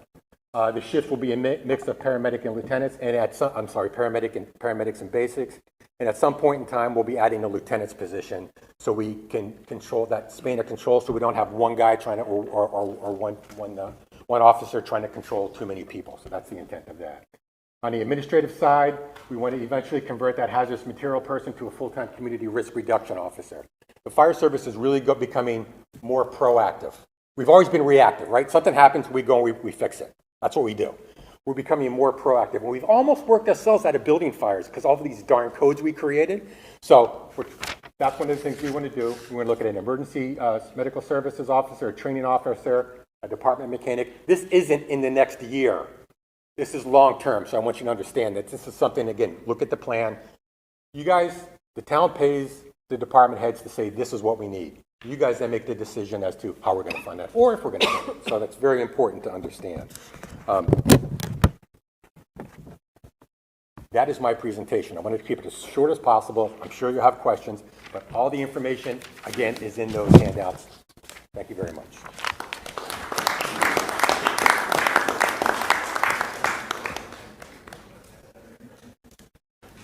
So I think last is just Public Works, and then we'll move on to, we'll move on to questions for any of the department heads regarding what they talked about. But Scott. Well, I'm sure that was closing things up. Scott Charpentier, Public Works Director. Everybody gave you a brief explanation of the departments. Well, that's what we do, kind of everything that everybody else doesn't do. Our operating budget is about $10 million a year, so we're talking about a 5-year projection on operating, so that's $50 million. In our capital plan, we have about $13 million worth of requests. I'll go through some of the capital stuff quickly. A lot of it's reoccurring things, and then I'll get into how we can transition over to the operational side. So like I said, we have a 5-year capital plan. It's got $13.2 million worth of items in it. A portion of it is reoccurring needs. Roadway maintenance, we have $300,000 a year we've had for a number of years allocated toward roadway maintenance. That's done, allowed us to maintain our roadway condition in town. We increased it a little bit. When you look at a roadway condition, it's kind of like a grade in school. 10 years ago, we were a grade 71, a low C minus. Now we're a 75, a solid C. So that is every year in the capital plan, we see it there. We've implemented a couple other reoccurring capital components, sidewalks and drainage. This past fiscal year was the first year that's been incorporated. $300,000 a year, but again, that's another reoccurring, every single year item. $300,000, whether it's sidewalks or drainage, ongoing. Another reoccurring capital component you'll see now that we have a facilities department and we understand the conditions of our buildings is systematic building improvements. That includes envelope stuff like windows, paint, roofs, mechanical, electrical, plumbing systems, improvements to carpet, like the library director was saying, and replacement of furniture at the senior center. Again, those are going to be reoccurring capital items you'll see over and over again at the town meeting microphone. The vast majority of that $13 million is for equipment replacement. All of the equipment replacement shown in the capital improvement plan is in-kind replacement. We need a truck, we replace a truck. With the exception of one vehicle, which is a hook lift. It's a unique vehicle. As the needs of the department expand, my hope is that we can reduce our rolling stock, which is the thing with the wheels and the engine and the steering wheel, and get a hook lift that you can put different things on the back so that hook lift can do 5 things as opposed to buying 5 different chassis. That's the only new piece of equipment. Everything else is replacements. We have a pretty programmatic replacement schedule, similar to like PD and FT. We have 10 large trucks. We replace one every other year. That gets 20 years out of the trucks. By 20 years later, those vehicles have seen a lot of abuse, and it's time for them to be replaced. The smaller trucks, those are the large Mack trucks. The smaller trucks, we have 14 of them. We have 14 of them. We replace one every other year. So we have a system going. We'll replace the little ones. Those years we'll put in another smaller piece of equipment. Big trucks, we'll parallel those with other pieces of equipment. There's industry standards on how long these things last. We're a lot different than a contractor. When a contractor's piece of equipment goes down, he simply postpones his job. When Chief Parenti says, you know, we've got to block off a road because a culvert failed, I need sandbags and I need front end loaders, we can't tell him to wait a couple weeks. So it's important that our stuff is open and available and ready to be used. When you look in the capital plan, there's a lot of standalone projects that are in there as well. We got $3.7 million in the 5-year plan. And there's a variety of funding mechanisms for them. I'll go through them quickly. We have a water enterprise fund that's strictly supported by the water rates and the water users. We have a dam removal project listed in the capital plan for $500,000. It's going to be far more than that, but we're expecting to get a grant from the state to assist us in that removal. That'll help. We'll get rid of an asset that we don't need, and it's an expense we don't need to incur. We also have some water main replacements. Water mains get old, you need to replace them. Again, that's the user fees for the water department. That doesn't have any impacts on taxes. Same thing happens on the sewer side. We do I&I elimination every handful of years. I think we have 4.25 in the out years, $425,000 for I&I elimination. It's mandated by the state, but it also provides the community with additional sewer capacity for further development and expansion. There's some CPA projects that we have. I work with the rec department quite a bit on these. There's ones like some improvements to the Memorial Field parking lot. That parking lot is kind of mayhem when you go there. It's not really a parking lot. It's more like a poorly thought out rectangle of pavement. And then the stairs going down to the fields aren't the safest stairs in the world. That would be CPA eligible. Ellsworth and McAfee, we've been talking for years about getting a building there that has proper lavatories and facilities. That's well needed, and that would be a CPA eligible project. So when you look through all the DPW capital, outside of equipment, some of the standalone stuff, there's really not a lot of general fund items. One thing we've been neglecting is some of the larger bridges. We tend to be reactive with our bridges. Church Street Bridge, one of the beams failed, so we run to town meeting and we get money to replace it. Otis Street Bridge, same thing. We run to town meeting. We know there are some bridges that are in rough shape. We get reports every 2 years from DOT on every single bridge in town. It's important that we start to programmatically put that into our plans going forward, so that when Jason puts together his funding projections 5 and 10 and 15 years out, we can see there's something coming down the road, and those are borrowing type of projects.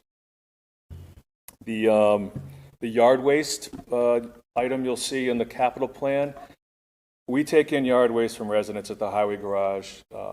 Mass DEP requires us to get it out of there every year. We cannot have any of that stuff have a birthday. If it does, it's considered a waste disposal site, and we need to be permitted. We're not. We can't be permitted. It's not the right location, and it's too small. So we spend about $150,000 a year to remove yard waste from the highway garage. A lot of our peer communities have waste disposal areas where they hire a third-party entity, town land, they manage it, they roll over the windrows, they grind up the brush. After a handful of years, you have a marketable product in loam, and eventually it becomes a viable net zero use. So the guy running it is making enough money, so we're not paying any money for it. You got to find the right spot, you got to find the right materials, so there's a matter of doing a study to implement that. So we have that in the capital plan. On the operating side, one of the goals I would have is to try to get some of these reoccurring items built into the operating budget. We do have $300,000 a year in the operating budget for roadways. It took a number of years to get that built in. It would be nice to have a similar program for sidewalks and drainage. We hear a lot. I get emails weekly about poor sidewalk conditions. Having a funding stream that's predictable and reliable, I think would be beneficial to everybody, as opposed to being reactive. Same thing on the drainage side. We had a culvert fail at Lincoln Street. We'd had to divert $300,000 of pavement money to fix that before school opened. Currently, we had a culvert fail on Church Street. You'll see a big patch over by Fay. And then Howard Street, right before Kaiser Cemetery, the culvert failed there. You'll see a big patch there. Those are the same culverts, same era. There's 2 other on Church Street, same construction, same era. They're going to fail. Having a predictable funding stream for these proactive replacements as opposed to reactive, I think would be beneficial to the community. It's going to take a long time to build these things in like it did with the paving, but I think it's the best for everybody. On the staffing side, the staffing down at the highway garage, I'll do this because everybody else did it. Back in 1980 was 15 people. We're down to 11 now. A lot of that is due to more efficient operations. We have better equipment. We outsource a lot of work. But we're getting more and more unfunded mandates coming in. We have MS4 compliance requirements. That's a federal government EPA stormwater regulation that we have to comply with. It requires twice the street sweeping we used to do, additional catch basin cleaning, reporting, inspecting, maintaining some of the drainage detention basins you'll see in some of your neighborhoods. There's no funding for it. There's no staffing for it. We're just doing our best to absorb that into our operations. Those types of things are only growing. Speaking of growing, one of the bigger issues that we see coming up more and more over the past 5 or 8 years is roadside vegetation. All that knotweed, that bamboo you see up and down the roads, that wasn't there 10 years ago. We could go through town and roadside mow once, and we were good. Now you cut that in the spring, and by end of the summer, the intersection is blind. So we're getting to the point where either there's got to be a mitigating measure to treat that stuff, or just cut it more often for safety. We just don't have the staff to do it. We're not built to do that. We're built to do what was done 15 years ago. Phasing in staff isn't easy. Everybody understands that, we've been running mean and lean for a number of years. We have a facilities department, which I'm blessed to have a facility manager and somebody to help him. But the needs will continue to grow. So, as indicated in prior presentations, there is pent-up needs in town. DPW is managing with what we have, but it's continuing to grow. Precipitation is changing, roadside conditions are changing, the vegetation, and they're washing out. You get these really intense rains, the country drainage, we call it, where there's no catch basins, no curbing, things just kind of wash off to the edge. When you get these massive intense rains, the roadway edge washes out. People's lawns wash out. We got to get out there and treat that. That's stuff we didn't do 10 years ago. So the level service piece is because the service is changing. Even though you want level service, the service is expanding. So there'll be need for additional staff. But I think the most important thing for my department is that we have predictable and reliable funding to correct the deficiencies we have in our infrastructure. Do I click now?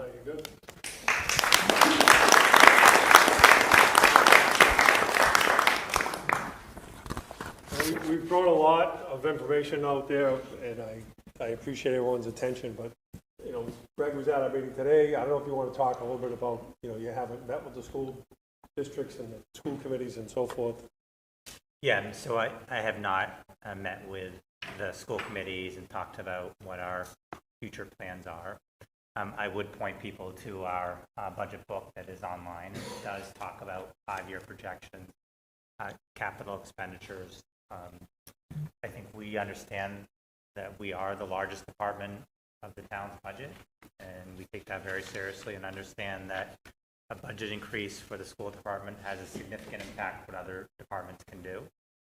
So I think from our perspective, maintaining level services, maintaining continuity of increases at 3%, really has supported continuity of learning for our students. But I will be meeting with the school committees, both Northborough pre-K through 8 and region, and talking about goals, plans for the future, and what to expect in terms of budget projections. But again, a lot of the information is in the budget book that can be found on the district website, and would be happy to answer any questions. So given that, does anyone have questions for any of the department heads? I have 2, but I'll wait for mine. So, because I'm curious to know, like Dana, if you install these remote cameras in any place, would there be any staffing stability or reduction if you install things? Can it be cheaper to run it if you bought those capital items? So let me come upset with the mic here.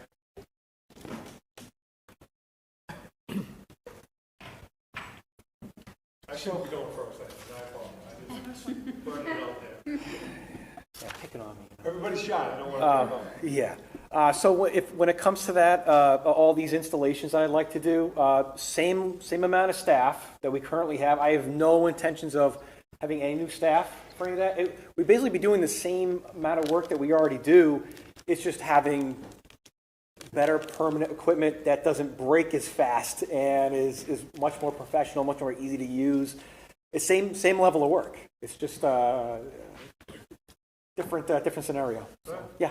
Well, I have a question for him also. Go ahead, Lisa. well, it would be reduced a little bit because, like tonight, for example, you said it took you a couple hours to set this up. Oh, I'm sorry. Right, so that would I'm sorry. reduce- Not in terms of actually Yeah. at the meeting, but yes, 100%. So you would be saving time. And When we set this stuff up, sometimes it takes hours or days. Like annual town meeting, talking like 4 days, to set that stuff up and then test it. And sometimes something doesn't work, and you try to fix it or whatever. Literally, right before everybody showed in the door today, I come to realize that the plug that goes into our little video switcher was not charging it, so Owen had to go and get me one. And I agree. It's little teeny little things like that. So yes, it's a huge time saver for our staff. So yeah. Dana, I have a question of what could we do to prepare for the even greater loss from the cable providers?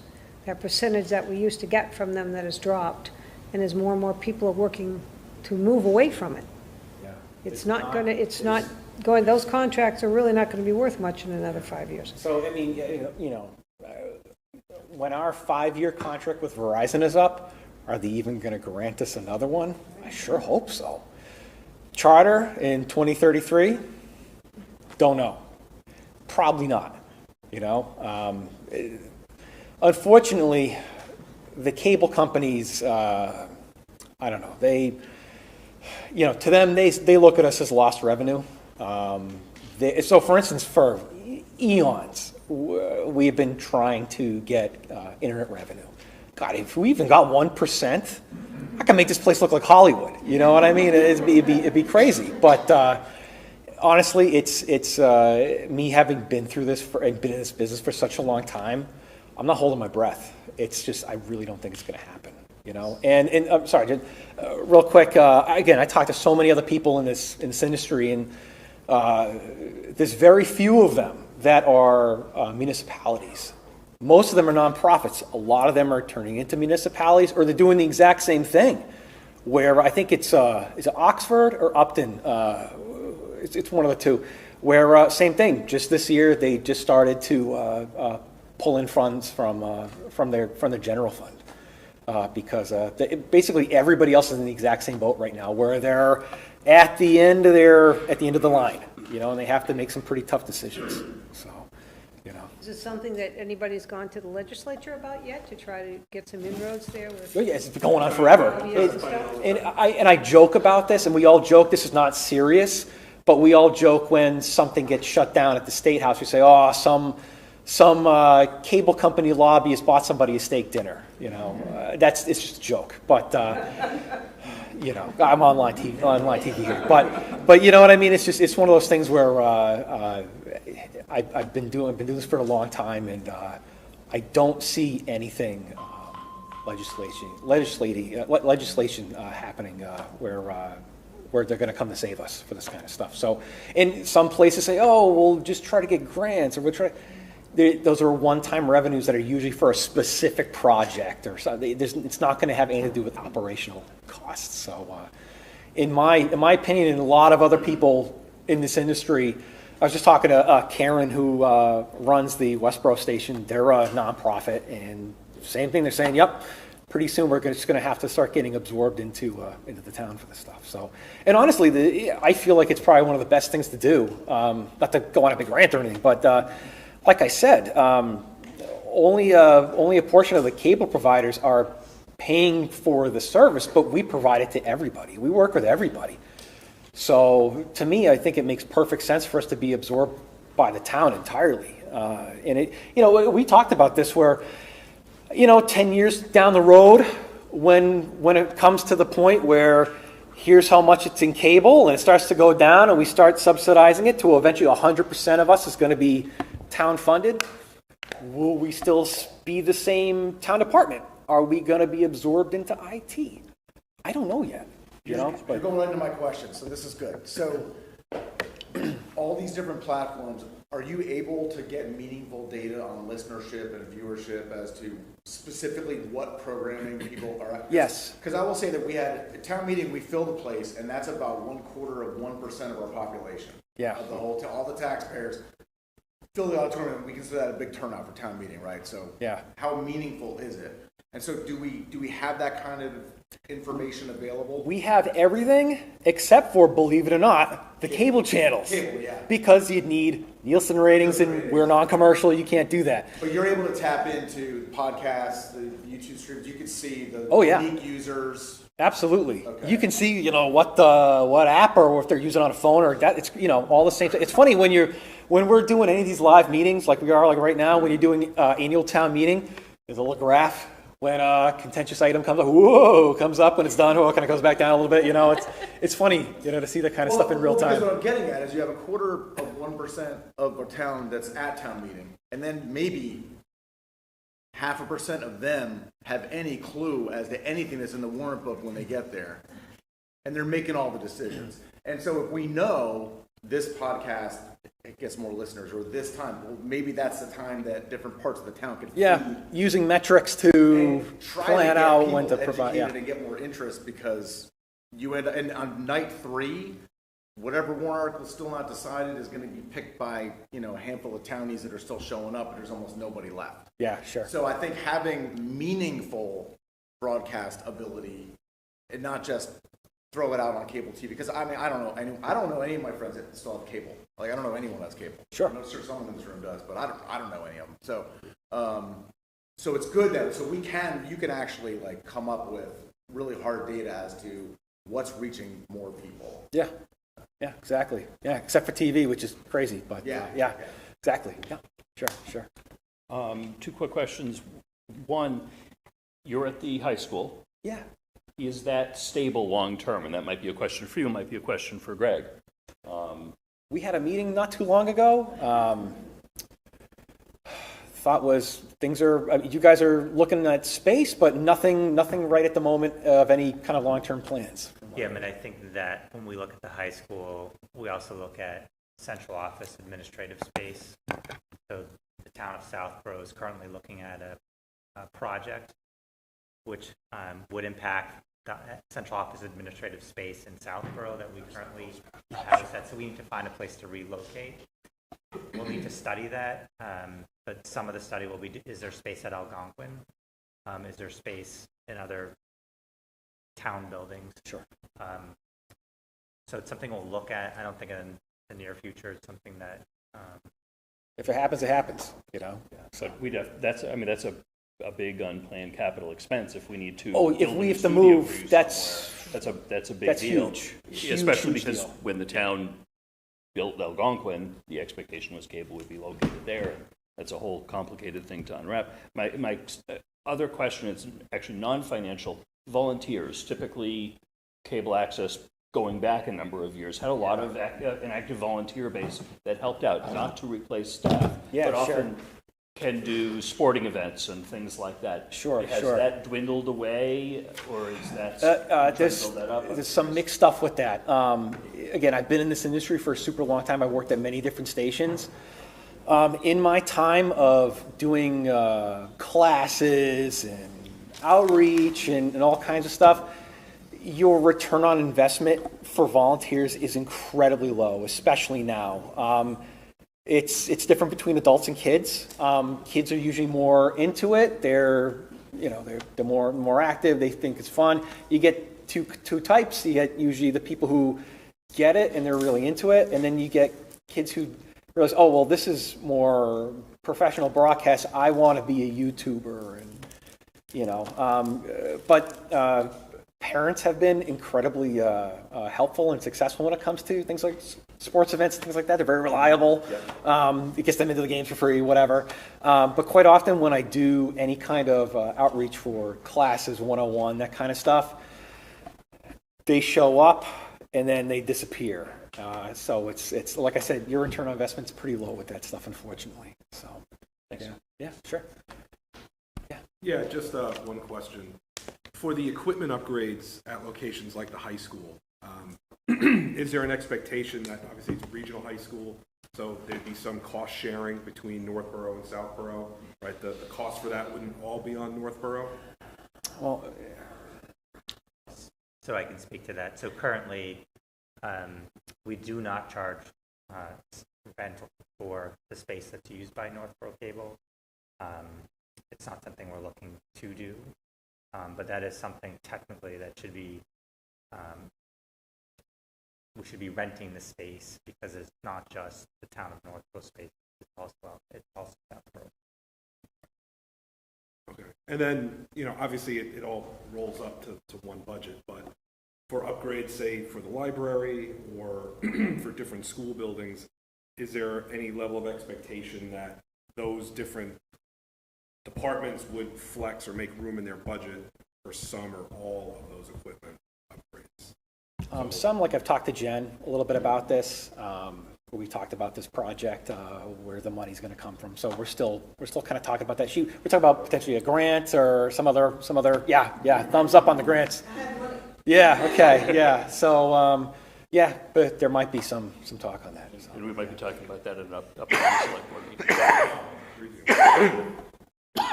Sure. Okay. All right. Other department-related questions, or any like cable ones? Got a senior center question. You talked about the bistro and the employees are self-funded. I'm curious how that split is. Is the revenue pretty much equaling the expense of the bistro? So we don't have any, there's no real cushion, it's Right. and net zero is what we operate. Okay, that was my assumption. Thanks. I have a quick question for our library director. The 30-10 hour split for, is the library trustee only paying for salary, or is there a share of the benefits? I'm just looking at what the long-term impact is. The town has been paying the benefits for 2 years. All full, okay. Yes. So it's just that 10 hours of salary. Just 10 hours. All right, thank you. Which is just shy of $14,000. Anyone else? Does it have to be a cable question? No, it could be anything that anybody presented. Oh, okay. So I have a question for Mr. Federico. If the hours for the second person were increased to full-time, would that allow time for us to capture fees on zoning infractions? Zoning infractions? Yes, I've said this 1,000 times. Sending a fine out for zoning infractions is a big waste of time. Usually we can get zoning compliance with a phone call or a letter. By the time it gets to writing fines, we're going to court. Okay? 101 Colbert Street is a prime example. We're still going to court with that guy. I can't tell you how many fines I've written them, and they ignore them. Okay? And the courts ignore them too, until you bring a civil case. To be honest with you, functionally, they're useless. But administratively, if we saw a zoning, if we had extra hours of manpower, if we saw a zoning violation, we could take whatever steps administratively to remedy that. We would do more of that than we're doing now. We do more court action than we do actually writing fines and tickets. Okay. Is there any state imposed penalty for falling behind that 30-day threshold, or is that just like, hey guys, get better?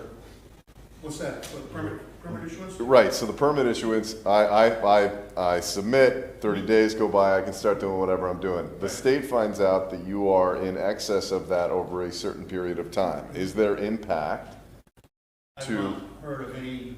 But they just say like, hey, you have to be better. There's no then like fining of the department or the town for not keeping up on them. There's no state-sponsored punitive...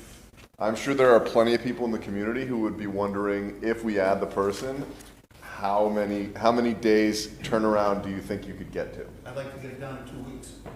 I bet there'd be a lot of people happy to hear that. Thank you. Thank Because to you. be honest with you, I don't go on social media for my job in this town at all. It's a soup. Yeah, I don't, that's not what I'm referring to. Based upon what I'm hearing in the departments. Yeah, I don't- Okay? They're all saying it's taking me 5 weeks to get a permit, it's taking me 6 weeks to get a permit. We have 30 days to look at the permit at the first blush. If the application is not correct, we reject it and we say you need to correct X, Y, Z. At that point, it's back on, the clock stops. At that point, it's back on the applicant to get us the information we require.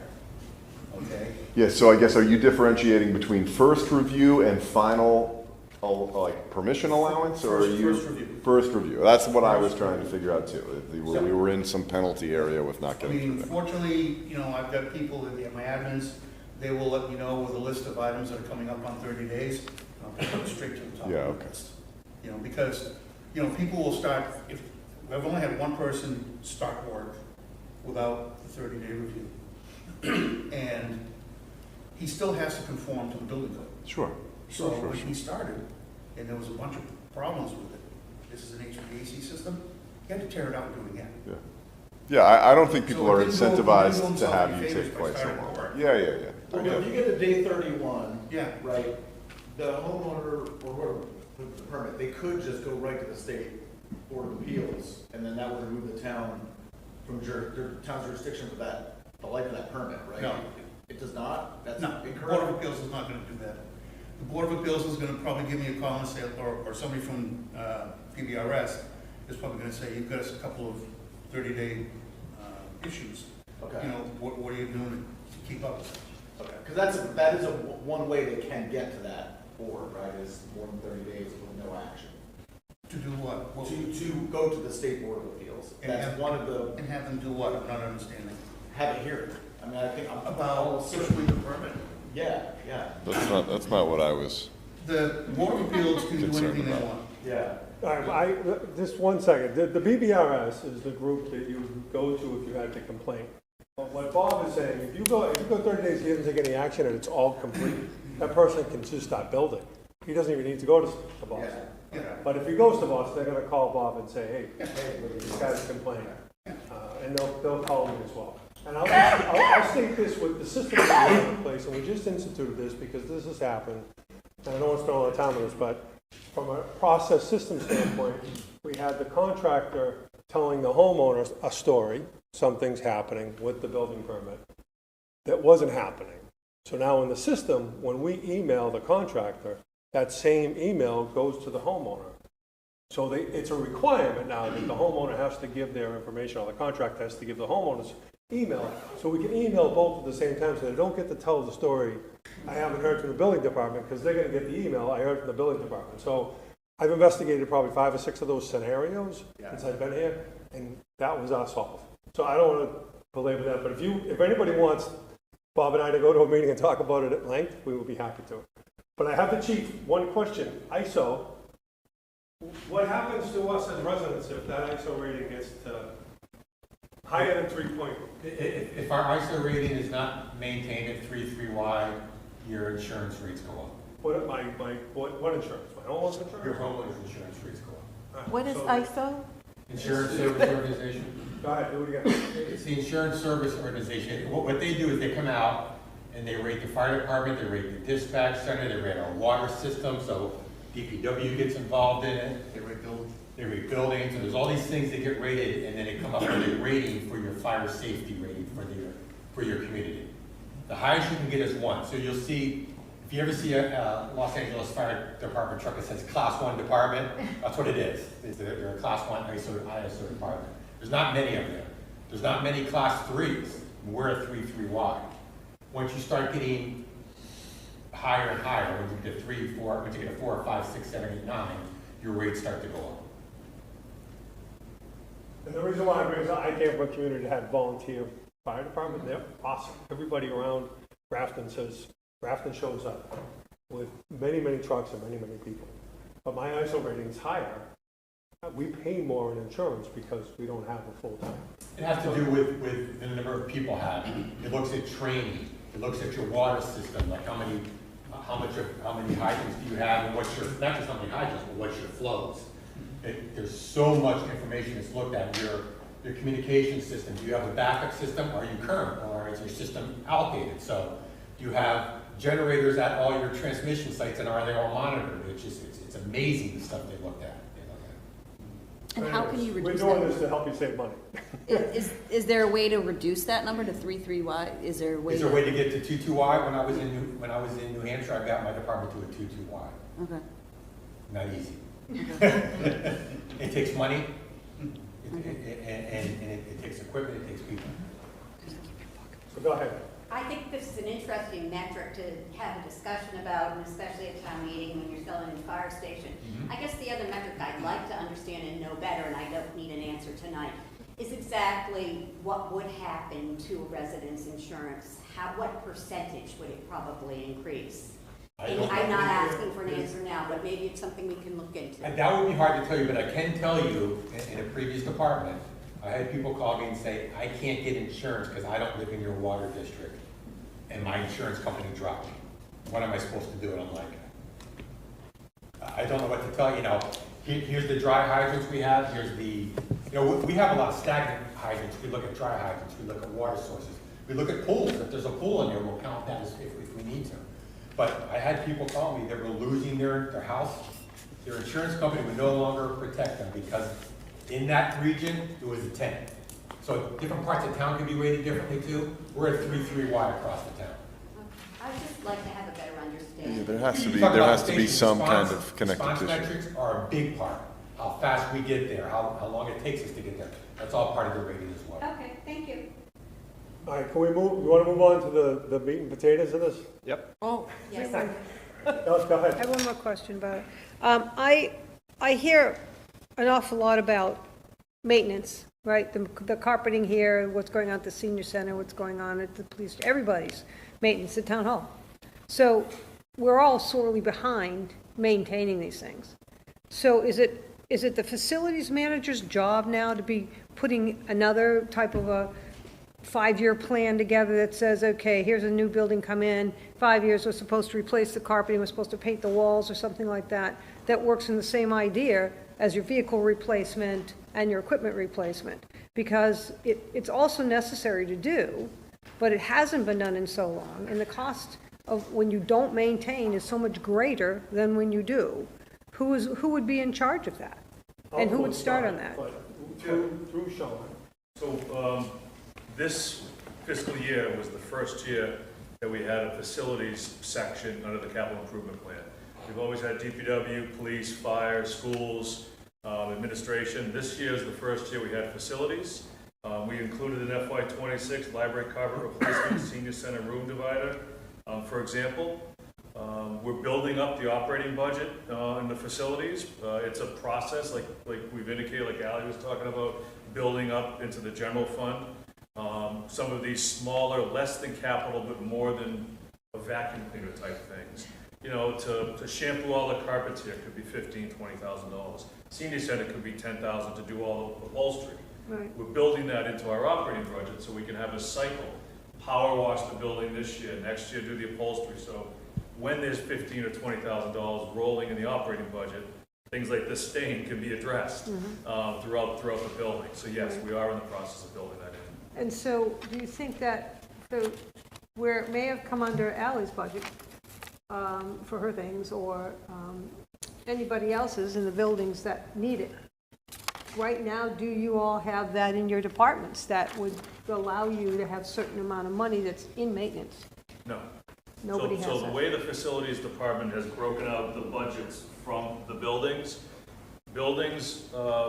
directors are responsible for the specific needs of that building. So I'm going to sound like an old man here, but the Dewey Decimal System. That's her responsibility, Jen's responsibility to maintain. The electric bill, well, if she leaves the lights on all night, that's her bill to deal with. More systematic things like exterior maintenance, floor maintenance, things like that, that's facilities.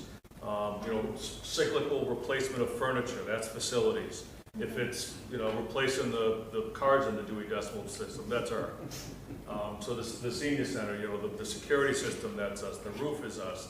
The heating and ventilation system, that's us. The our cheesy boards, that's her. Okay. But the floors? But- The floor would be us, All yes. that, okay. Yep. I was gonna say, to Lisa's point, though, like, there have been several asks for, custodial services in other areas. Like, is that not something that a facilities department would manage for limited use spaces at least? And I'm not saying senior center is a limited use space, but like, the police station probably needs its own person, but a place where the doors are shutting at 8 o'clock or 6 o'clock in the evening and not used again until the next day.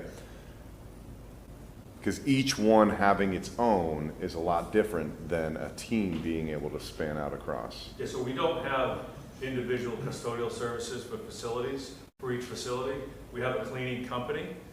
Before the facilities division was created, each building did their own thing. Yeah, okay. Some buildings had staff clean, other buildings had. So, but you're moving in a direction where that's We're becoming moving in a direction of consolidated. consolidating services. And in that process, the cost went up. And we just actually bid out cleaning services again, and we have in that as a bid alternate, floor stripping and waxing, floor shampooing. We have it in our operating budget to do that. We look at the different buildings, cycle through. They're not all gonna get cleaned the first year, but hopefully by year 5, we've built it up adequately, so every 5 years, every floor is stripped and waxed, every carpet is shampooed, the upholstery is cleaned, some cycle, I don't know if 5 years is the one. Yeah, I know what you're saying. Thank you. So the question then to follow with that, we gave you, was it 38,000 to do a facilities? Facility Overview? condition assessment. Yes. Yeah. Were those things included in it? Yes. Yeah, the database is well over 2,000 nodes. And it included furniture. It included permanent things, facade, windows, roofs, exteriors, hard physical elements inside, floors, walls, HVAC systems, doors would be part of it. Accessibility components, the lavatories, entrances, entering offices that are open to residents. So in the veterans office at the senior center, is that handicap accessible? Can a person in a wheelchair get in there? Those are the items that were in there. And they identified, this carpet is old, it's past its useful life, it should be replaced. Right. That's all in it. And is there any way we can get grants or some of that stuff? Generally, maintenance and replacement, I don't see a lot of grants available for that. There are energy efficiency grants, there's a lot of those. We are a green communities participant, so, we did lighting here, LED lighting, we did LED lighting at the senior center, we're doing it at town hall. We've done air gap sealing to reduce energy use. We did some work at Melican with some pumps and VFDs. So yeah, there is grants, but it's generally energy efficiency stuff. Because we're going to have to come up a way with making more money as opposed to always just going to the town meeting and saying we need more. Because everybody wants more, but people are limited budgets. So. We'd love to do more for less. I started this with the onion, right? We're still peeling an onion. So, getting this in one place for facilities, we're learning more about the real need. And all those, the more we learn, the more it costs. So either we're going to be honest with everybody and say this is the cost, or we go back and just, but then it doesn't exist. I can't do that because I've already peeled the onion in front of everybody. So can I move on to Jason? Because I want to get you guys out of here by 9:30. I'd love it to be 9, just so you know. You want controllers? Oh, sure. So Jason is going to run a lot of things thematically from the fire station to the safer grant. From a financial perspective, we're going to tie up those, and then we'll do questions. There'll be multiple references to facilities as well as we go through my presentation, so we'll have an opportunity to talk about that some more in financial trend presentation. Yes, some of the slides, when we tested this today, don't call me last minute Sally, but anyways, they didn't show up very well this fall, so they're going to be in the same order, but you can look at them on paper, and nothing's changed. It's just used better on the paper, not on the slide. So if you want to straighten around, I like to put a lot of information out there, and it's hard to read, so they did their best to make it readable, but you can read along with this guidebook. I'll just talk for one moment about my department because you skipped over me to put me up all at once. I'm Jason Little. I'm the finance director. I am also the town accountant currently. The finance department is composed of 3 separate divisions: accounting, treasurer collector, and the tax assessor. Basically, there are 3 separate departments. We have 2 department heads here. Lisa Trost is the treasurer collector, and Lee Keomanavong is our principal assessor. They're the department heads for those 2 divisions. The accounting division is responsible for record keeping all the financial transactions for the town, including being the custodian of contracts and grant paperwork. We're also responsible for doing all of the financial reporting for the town.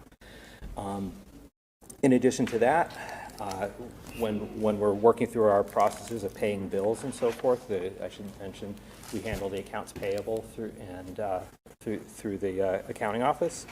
We're responsible for ensuring the town's compliance with federal, state laws, town meeting authorizations, and local bylaws. So in addition to that, the assessing division, let me just say briefly, they're responsible for assessing taxes. They don't decide how money's being spent. They simply are there to provide for making sure that the taxes that the town assesses are allocated fairly across the tax base. They also handle the abatement and exemption applications that come in from people that are applying for problems with their tax bills. We have a listing of exemptions on the assessor's webpage. So if you're a senior, if you're having trouble with your tax bill, I would encourage you to look at that. We've adopted every single tax relief option that we know of under Mass General Law. Going back, I should mention that all of these divisions are responsible and called for by Mass General Law. A lot of our responsibilities are called for within the law books. We offer all of the exemptions and senior tax relief that we can under Mass General Law. And if somebody knows of something we're not doing, let me know, because we would adopt that in a second to help people. So the assessor's office does a great job walking people through the applications. So Lee's staff is great at that. So contact his office, look at the assessor's webpage, and this is a notice for people at home. Check that. We've got a table on there that explains the different options that are available, so I recommend that people look at that. The Treasurer Collectors Division, they handle our tax bills. Just a couple metrics about them. They send out, we've got approximately 6,000 property tax accounts that Lee maintains the data for in his computer-aided mass appraisal system called CAMA. And Lisa's responsible for sending bills out to all those taxpayers. We have 4 quarterly property tax bills. We send out 3 bills. One of them is a preliminary bill at the beginning of the year. So there's 2 subs on that. We save some money by not printing a second one. And then there's an actual tax bill that comes after the tax rate is set in the fall.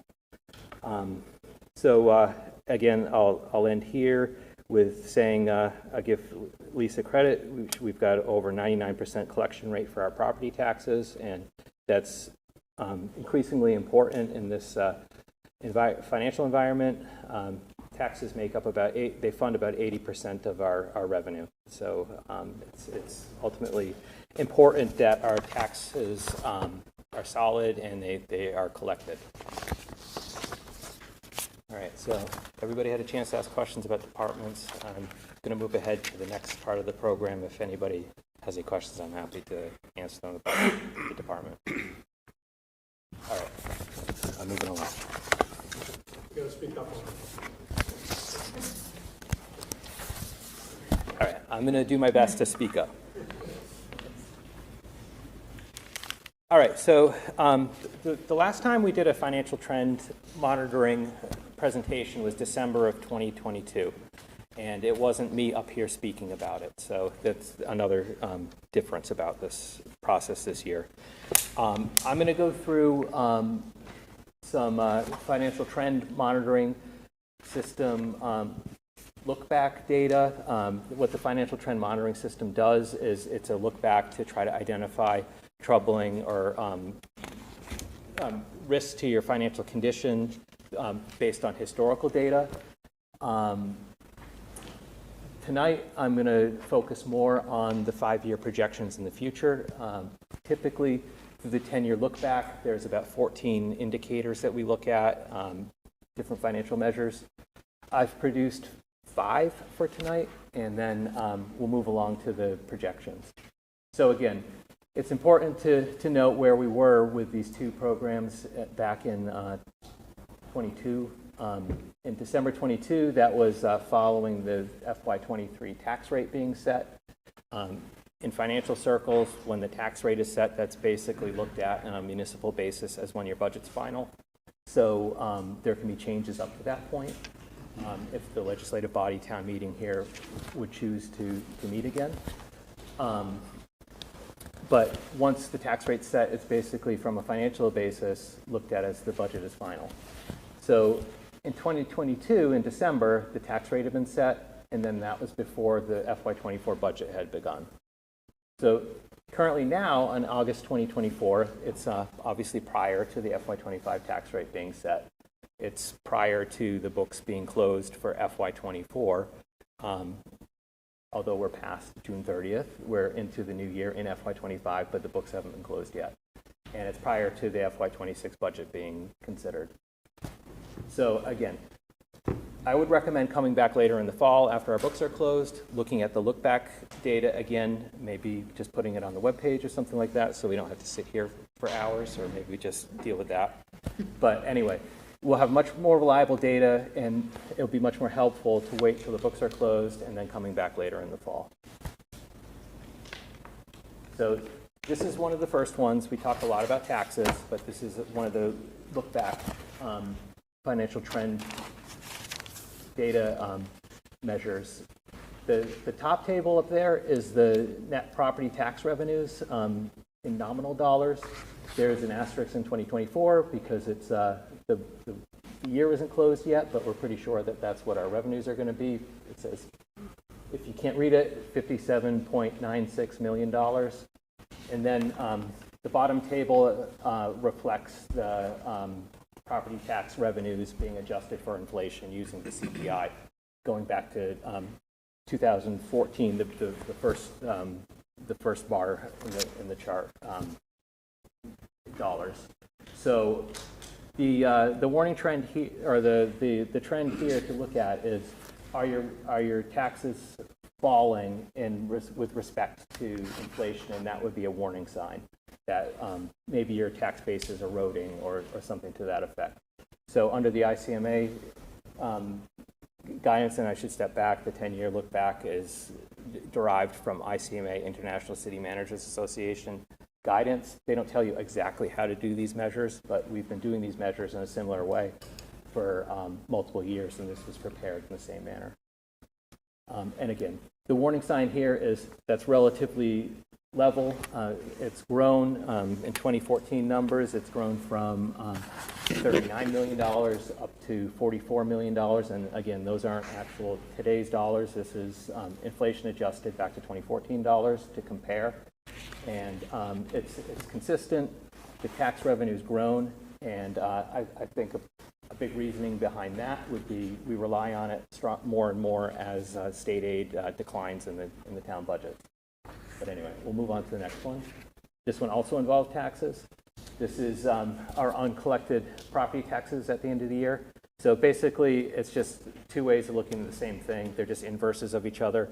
One is uncollected taxes at the top. One is collected taxes. If you added both of these together, they would add up to 100%. So this bottom table reflects it from an optimist view. We collect 99%.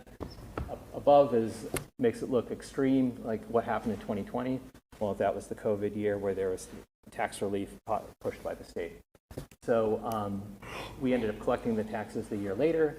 So it was a short-term effect. So it looked like we may have had a warning trend back in 2020 that people are having trouble paying their taxes, but it was simply because people were held harmless for interest and so forth during the COVID year. This is another one. We're going to talk about the long-term liabilities that the town has. the town's a part of the Worcester Regional Retirement System for its pension plan. The Worcester Regional Retirement System came out of county government, and really the only functioning part of it is the retirement system. We are one of about 100 other cities and towns that belong in housing authorities and other municipal entities that are in Worcester County and participate in the Worcester Regional Retirement System. It's governed by state law. They have to produce an assessment to us and they have to get to a funding level. They have to be fully funded in the pension plan by 2040 by law. Their plan is to be fully funded by 2036, and we're rated actuarially within their system, so we know that our unfunded liability is approximately $32 million. So to meet that 2036 deadline, we know that they're going to be increasing our assessment that's part of our general fund budget every year by about 10%. So that's modeled in our projections to the future. So the other long-term liability we have recorded in our financial statements is OPEB. That means other post-employment benefits other than the pension. So a lot of cities and towns, if we had our own pension system, we might look at these in tandem with each other. They're both long-term liabilities that are very large once you recognize them. We started funding the OPEB Trust Fund.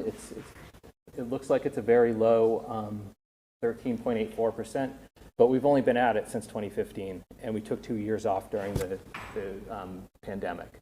So what's important here is that we're saving money, putting it aside in this trust fund, and it's a positive trend because we've gone from 0% funded when we first had to recognize this in FY 2009. And when I say we first had to recognize it, this is due to government accounting standards boards requiring us to report this in our financial statements. So we are required to do our financial reporting per statement, GASB statements, and the GASB statement went back to 2009. You had to hire an actuary to perform this valuation. We still have to do updates to it every year for our financial statements, and we have to employ an actuary to do that. So again, we're going to talk about, we've modeled continuing the contributions to the trust fund in our projections going forward, so that was why it was important to include this. At the same time, this table here reflects there's $5.22 million at the end of FY23. We don't have our FY24 numbers yet, but at the end of FY24, we have $6.32 million in the fund now. So it grew over $1 million over the course of the year. Well, we put in $600,000, but it also grew from interest income.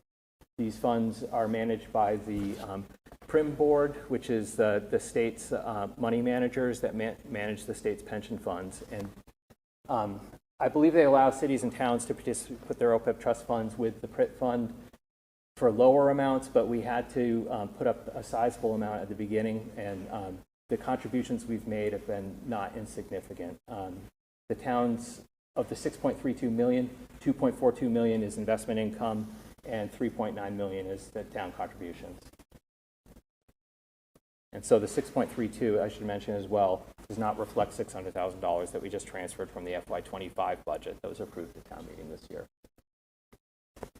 And the last trend monitoring look back slide is this pavement condition index.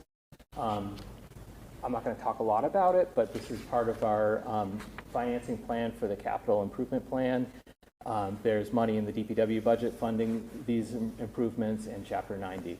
So in order to maintain our pavement condition index, which we hire an engineering firm to go out and rate the town's roadways, and basically our spending through DPW in the capital plan from Chapter 90. Chapter 90 is the state program for highways. We get approximately $500,000 a year.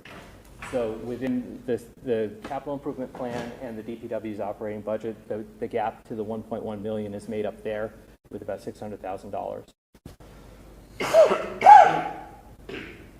All right, so since there's been so much time that's gone by since the last trend monitoring meeting and set of financial projections that have been presented, I'm just going to go through briefly what the assumptions were that we made back in December of 22.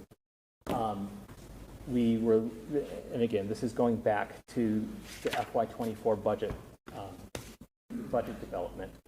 So again, taxes increased through what's allowable by Proposition 2.5. The new growth we were projecting was $40 million in value. So that equates to $592,000 in new revenue for FY24. And then the outer years we predicted $30 million of value. And then the unused levy capacity that the town has under Proposition 2.5 was modeled to being available to use. This model used state aid increasing 1% annually.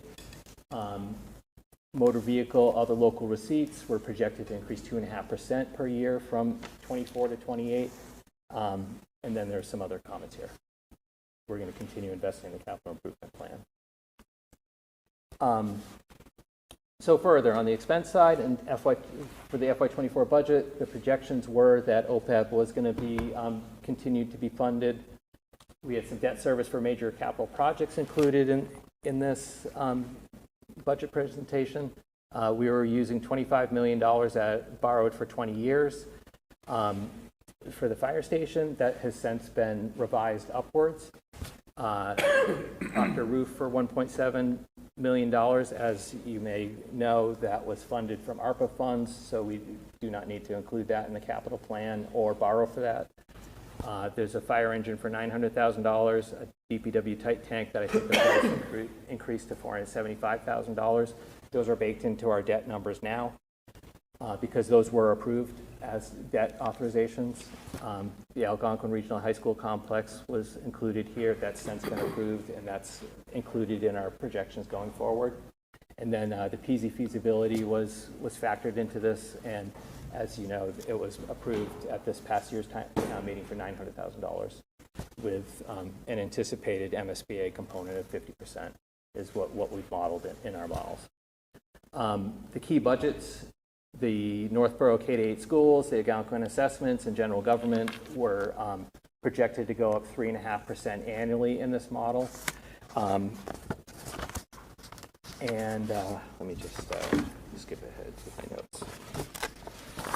Yeah, so at this time, these are projections. They're broad numbers. We're putting them together to look at a model to see what our resources are and how we would meet these budgets.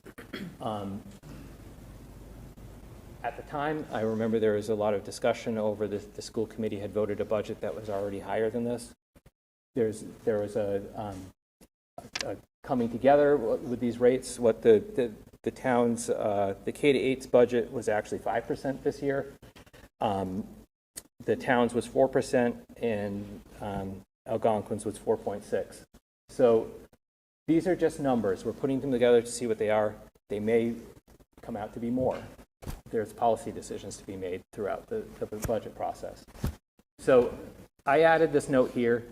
Further items in the CIP were not considered beyond these items here. And as anybody that's been involved, I've been to many meetings of the Financial Planning Committee where they've heard our 6-year capital plan. And the capital plan has become more robust. And one instance of that is the facilities. We knew when we hired a facilities director that the position was going to help all of the departments that are not building experts.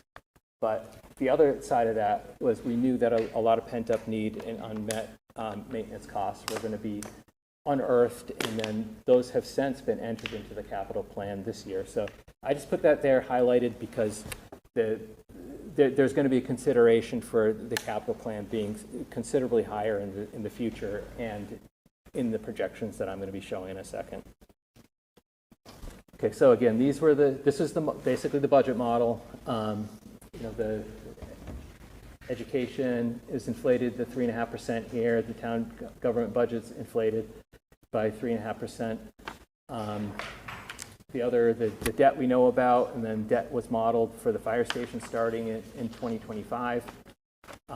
That's since, as we know, that's been delayed because we haven't voted on that yet, that project yet. So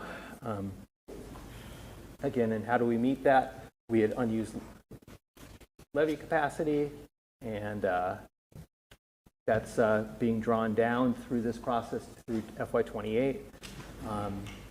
And again, it's a balanced budget that's presented here.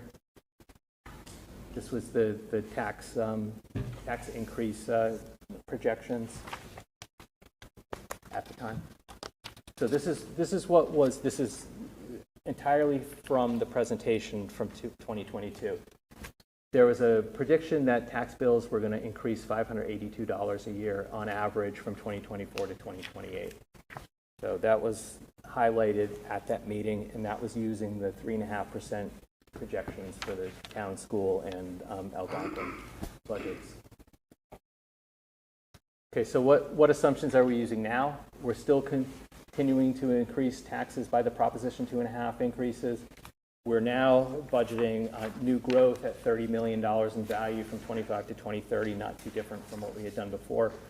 The existing unused levy capacity is available for use. And then this is one thing I want to call attention to, is that if there's not enough money to meet the needs of the budget, we've modeled an override or some kind of debt exclusion, some kind of relief from Proposition 2.5 in order to model what we would need to balance the budget.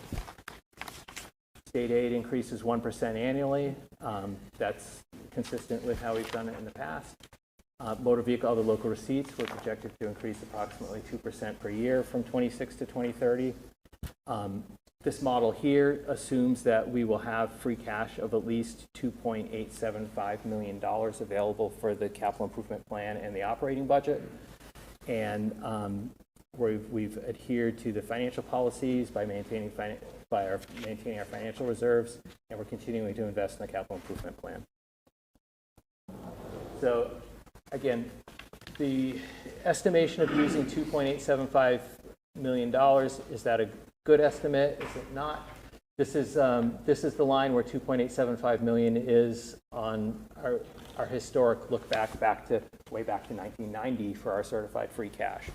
So not every year do we have $2.875 million. So it's an assumption. We've put these numbers together with the assumption that we're going to get $2.875 million.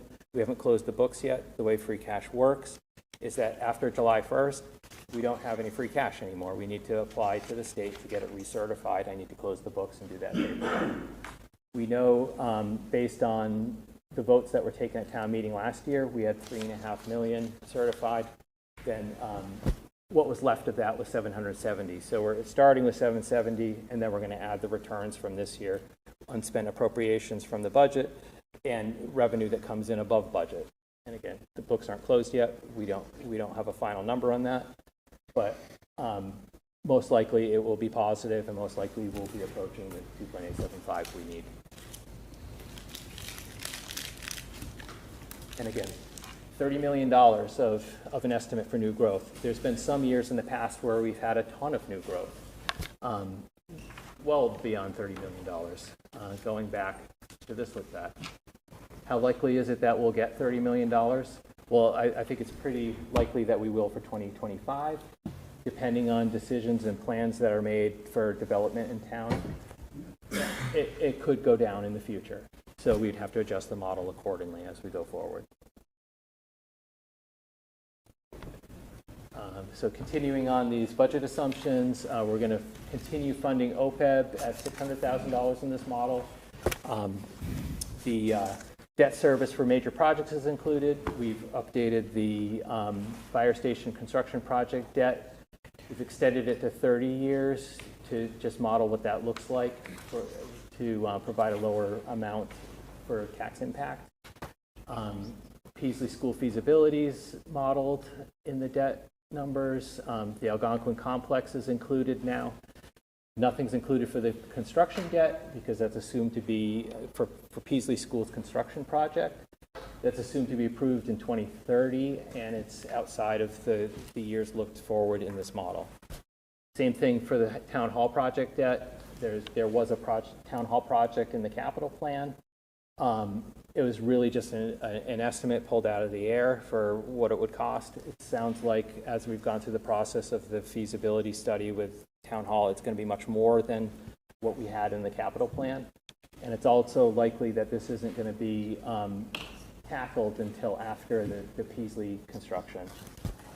So the key budgets in this model, we've modeled them going up 3% annually. It's just a number. Nobody told us that that was enough. I mean, from the presentations you've heard tonight, there's a lot of pent-up need and people coming forward with requests that may make that 3% amount difficult. We haven't heard from the schools what they've projected they've needed for the next year or going forward. What this model does do, though, is it picks out some of the town's fixed costs that we know will be increasing more than 3%. For example, health insurance is likely to increase more than 3%. The Worcester Regional Retirement System assessment, the amount of that the town's general fund's exposed to is $3.1 million, so it's not insignificant. So we've modeled that with a 10% increase as well. You've heard from the fire chief. A case was made that 8 firefighters are needed per the statistics that he presented. We've applied for the SAFER grant. I forget what that stands for. I'm just going to keep calling it the SAFER grant and pretend I know. It's awarded in the stabilization. During the budget hearings, the concept of a special purpose stabilization fund to begin saving for it was brought up. So we've modeled that in this system to try to show what it would take to start saving for this to lessen the hit in 2028 when we would have to fully fund the firefighters, assuming we're keeping them. And then the attempt is maintain level services and affordability. Affordability is in quotes. And again, I'm not sure I love the order I put these in. But again, I'm talking about the capital plan being increased.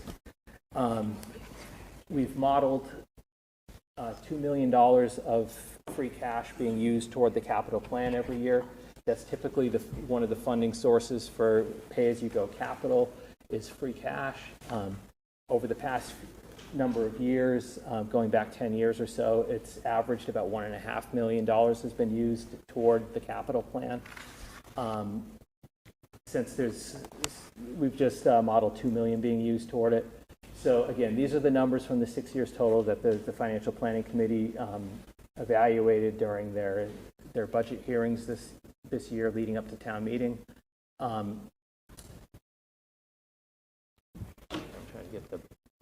So DPW facilities, as you can see, $2.6 million is in the capital plan related to recommendations that have come through the facilities department. And then this is the general government request, $95 million that's over 6 years, that's not 1 year. So this includes everything, including the enterprise funds, requests for the pay-as-you-go capital that's been introduced by the Regional School Committee and Regional School Department this year. Those are all included in this capital plan, and the bottom line of the 6 years was $134 million that are funded across enterprise funds, the general government, and the schools. So what I've done here is I've highlighted an amount here that's the funding gap that the general fund would face should we fund all of these capital projects that were in the capital plan. So these adjustments here, 2025 is already built into the model. Enterprise funds aren't paid for from the general fund. The regional high school, projections for their capital, pay-as-you-go capital assessment is in the education projections. We've subtracted out one thing I'm not sure the chief mentioned or not when he was doing his presentation is we have an ALS quality ambulance service. And we have a revolving fund where the medical bills from the ambulance go into and fund activities from the fire department. The town's general fund is not exposed to the debt related to the ambulances. It's the ambulance revolving fund that's funding the debt for the ambulances. So that's subtracted. Then the town hall project number, again, number was pulled out of the air. We were expecting, we plugged in $20 million into the capital plan. That doesn't go anywhere. That's not approved. That was being in here for 2028. That's likely not to come till after Peaslee School. There's an increase here for Peaslee School as well. I think current estimates are around $90 million for that project. That would be considered in 2030. Here, this is the difference between the 28.7 that we had in the model before and $45 million for the capital plan, which reflects an estimated MSBA reimbursement of 50%. So before you get worried that we haven't funded this $49 million in the plan, the debt for that would obviously be considered as debt excluded debt, but that debt would not hit in this window of time.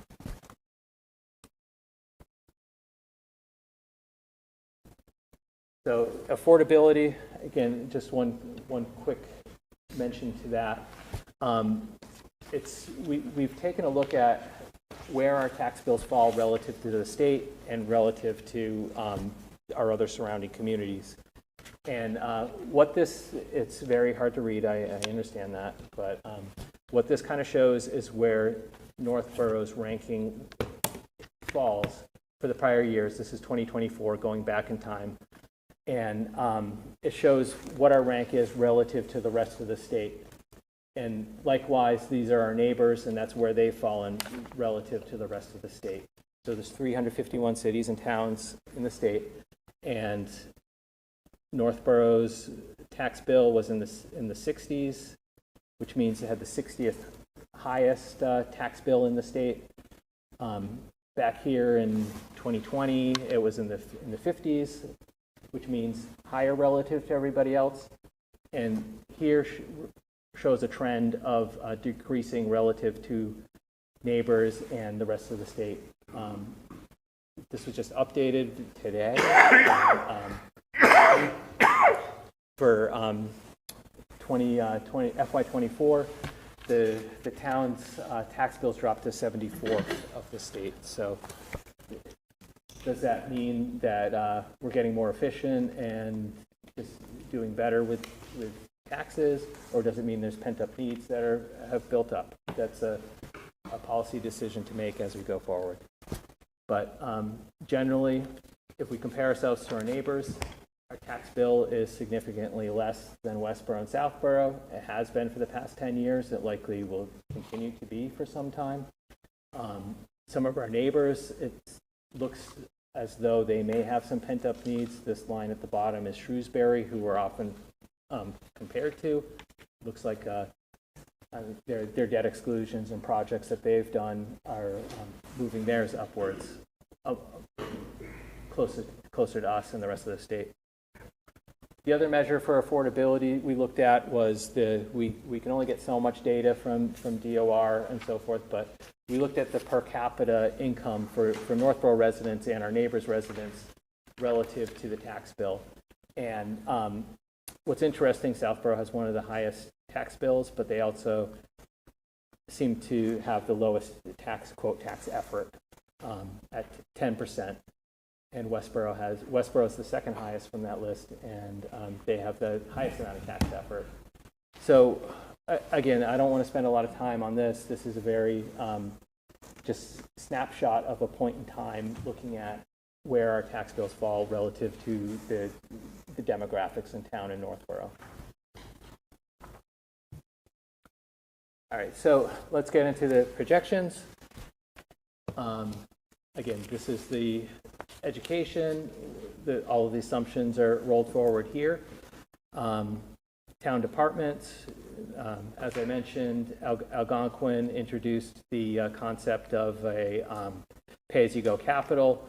Everybody's acknowledging and recognizing their building and facility needs and putting them forward. So that's where where is it? This capital number here, I think Greg had expressed that they're going to prepare a capital plan of at least $500,000 a year going forward, which we would split with Southborough. We, in the regional district, this number here is simply 61% of $500,000, which is our last assessment percentage, how much we share of the Algonquin's costs with Southborough. Algonquin renovation debt from the project from 2000 is in here. It's estimated. We get assessed debt. It's called overlapping debt. It's a technical term, but it means that it's a debt of the regional school districts that we're responsible for a share of. 2027 should be the last year of the debt, so that's why that trails off to zero here. Algonquin athletic complex debt. I believe they're going to be bonding this year, so there'll be a principal payment in 26. That's why that's increased from 187 to 478. So that's our proportionate share of an estimated debt table for the complex. Same thing with Assabet. They're much smaller, the vocational school. We have a locked-in debt table with them, so we know these numbers aren't going to change. They're going to decline over time through, I think it's 2037 for an ad rent project at the Assabet vocational school. So again, going through the town departments have been called out separately from these fixed costs, like our debt service, which we know. Health insurance is projected to go up 4%. The retirement assessment here is projected to go up 10% a year. The solid waste subsidy, I didn't list this in the bullet points, but the solid waste subsidy is expected to go up 4% a year based on our escalation in the contract that was signed with the new provider. And then we have some other fixed costs, and those are set to go up 4% as well. So within these numbers, the idea came up to start saving for these 8 firefighters that if we get the federal grant and hire the firefighters, then the federal grant will cover it for the first 3 years. We wanted to model the idea that it was responsible to start saving for this expense. So again, we just drop numbers in here as an example. This would be a policy decision whether we do this or not, whether we propose a stabilization fund, a special purpose stabilization fund to save from the tax levy for this. So basically what this shows is $700,000 being saved in over 2 years, then $500,000 being used to bring on a $500,000 or $573,000 expense in year 1, then trailing downward, using up the remainder of it over the next 2 years. And then this is highlighted here. This is our existing debt or projected debt for the fire station construction project and the existing debt for the land and design, Lincoln Street School project, which is already approved. That's fixed for time, and then other debt excluded debt. I didn't really save a lot of space here. That's just the library and senior center. We've got we did multiple projects in town some time ago, but the debt still continues through 2029. So some of the other expenses we have here are just other funds. These are funds that are voted to come into the general fund and just offset other departments, like, for example, the recreation fund. The plan to stop relying on the transfer for the department to be fully self-sufficient isn't built in here. So there's a lot of things that have been heard tonight that have not been factored into these models. And again, it's a broad set of models, and those are sets of policy decisions that will need to be made as we go through the budget. But again, all the other examples are laid out here. This is what we used from free cash toward the capital plan this year, and then we're just have modeled an estimate of $2 million a year tied to free cash. But that's the corresponding expense. So again, this is the revenue picture that meets and balances the budget.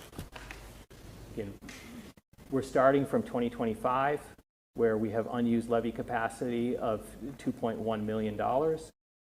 If these models play out, this capacity will be used up through FY27 using these numbers, and some kind of Proposition 2.5 relief or budget constraints or new revenues will have to be found to fund money to balance the budget in the future years.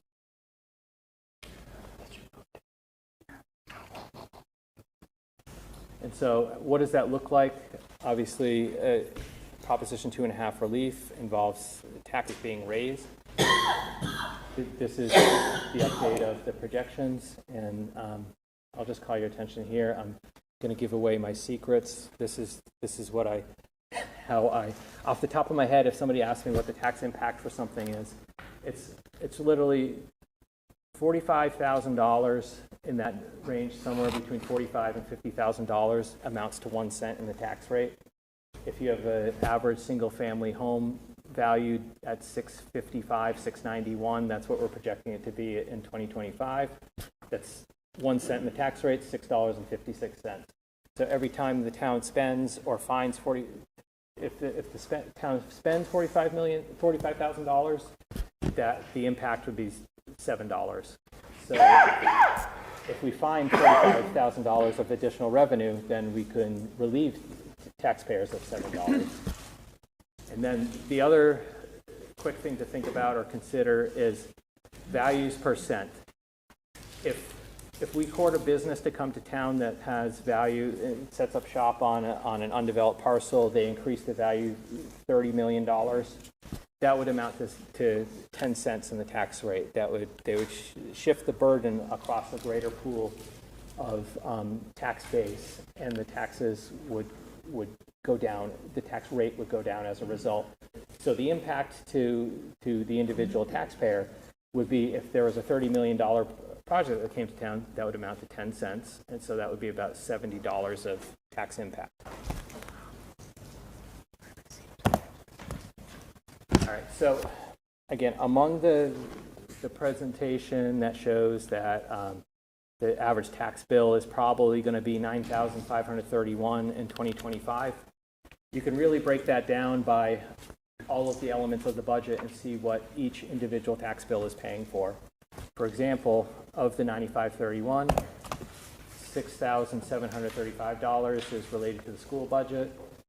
$4,000 is related to the town's general government budgets, including all the fixed costs that are generally within the town budget, and everything else in this model. The OPEB trust is $88. And then at the same time, you have to model the offsets for the other revenue that the town receives that's not from taxpayers. So that's the magnitude for each taxpayer of our state aid, $886. Local receipts, they offset the tax rate by $648 to each taxpayer.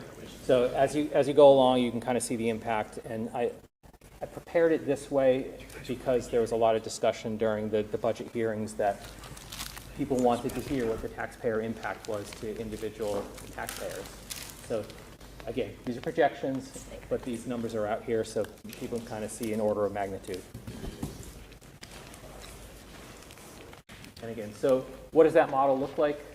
It looks like with that fire station project and so forth, again, it's modeled to go up more than the average of the prior 10 years, $526. So you might ask yourself, oh, thanks. I'm making good time. We're going to get through this. All right. So what does that look like compared to the projection that was done 2 years ago? That's basically, kind of on target. This green line here was the numbers from 2022. So again, projections show that the Prop 2.5 overrides would be needed of $3.2 million. If you add the three numbers across to balance the budget, other options. So if you look at it on a longitudinal basis, the town's going to need $457 million across 5 years. So $3.2 million compared to $457 million is less than 1% in magnitude.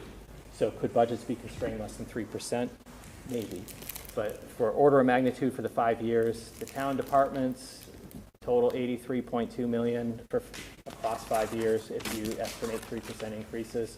The school department's budget is $160 million at 3% increases, and then the Algonquin operating assessment. Not any one of these could probably withstand a $3.2 million cut across 5 years, but maybe together, I don't know. But the constraints being placed in budgets, it would be a policy decision to be made during the budget process. So are there any other options? This is something that hasn't been considered here before. Through the capital plan, we have the option of anything that is in addition to what we don't have resources for currently, rather than borrowing. We could seek a capital expenditure exclusion. We're all familiar with Proposition 2.5 operating overrides. That provides relief from Proposition 2.5 by raising the levy limit that the town can levy. There's also debt exclusions, which our major projects generally are floated as, like, for example, the election and the town meeting article for the fire station is going to be proposed as a debt exclusion. But you can raise money, you can raise one-time money for capital needs under a capital expenditure exclusion. I did a quick model to show what that looks like. It doesn't solve completely for everything.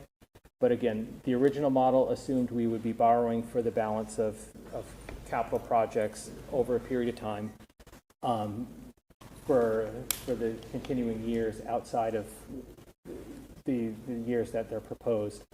And during the 4 years here, it would be $1.5 million of interest cost savings. So that wouldn't get $3.2 million, but this would basically be raising money up front to pay for projects that we may have borrowed for otherwise. So obviously, it changes the model a little bit.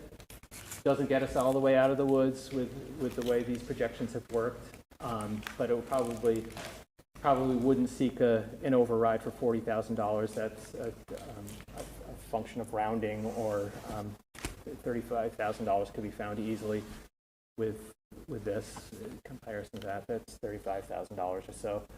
That could be found as savings, I'm sure. But the way that would work is it would be our funding gap for the CIP for 26 is $3.8 million. It'll come in as a capital exclusion, raise the levy allowed to be levied on taxpayers. So it would be raised in taxes that year rather than being spread out as debt later in the model. Can I ask a quick question while we're on this topic? So, because there was a slide earlier, it wasn't up long and it's not in the packet, but I believe it was showing kind of the source tax revenues from industrial, commercial, residential, and personal property, and it looked to me like the share coming from commercial industrial is shrinking compared with. If you're talking about this is simply new growth. Okay. This is where the amount that we're allowed to raise in additional taxes above Proposition 2.5 as a result of new properties or new development in town. It's not meant to confuse that topic right now. We have a mix of 73% residential, 27% commercial, industrial, personal property. Yeah, it's actually with these developments here that mix has actually increased, and unless there's large residential development, which is not likely given the amount of land that's available in town, that mix is probably going to stay relatively level unless something happens that creates valuations of commercial, industrial, personal property values to fall, like if businesses leave town or go out of business or otherwise don't develop here. Thank you.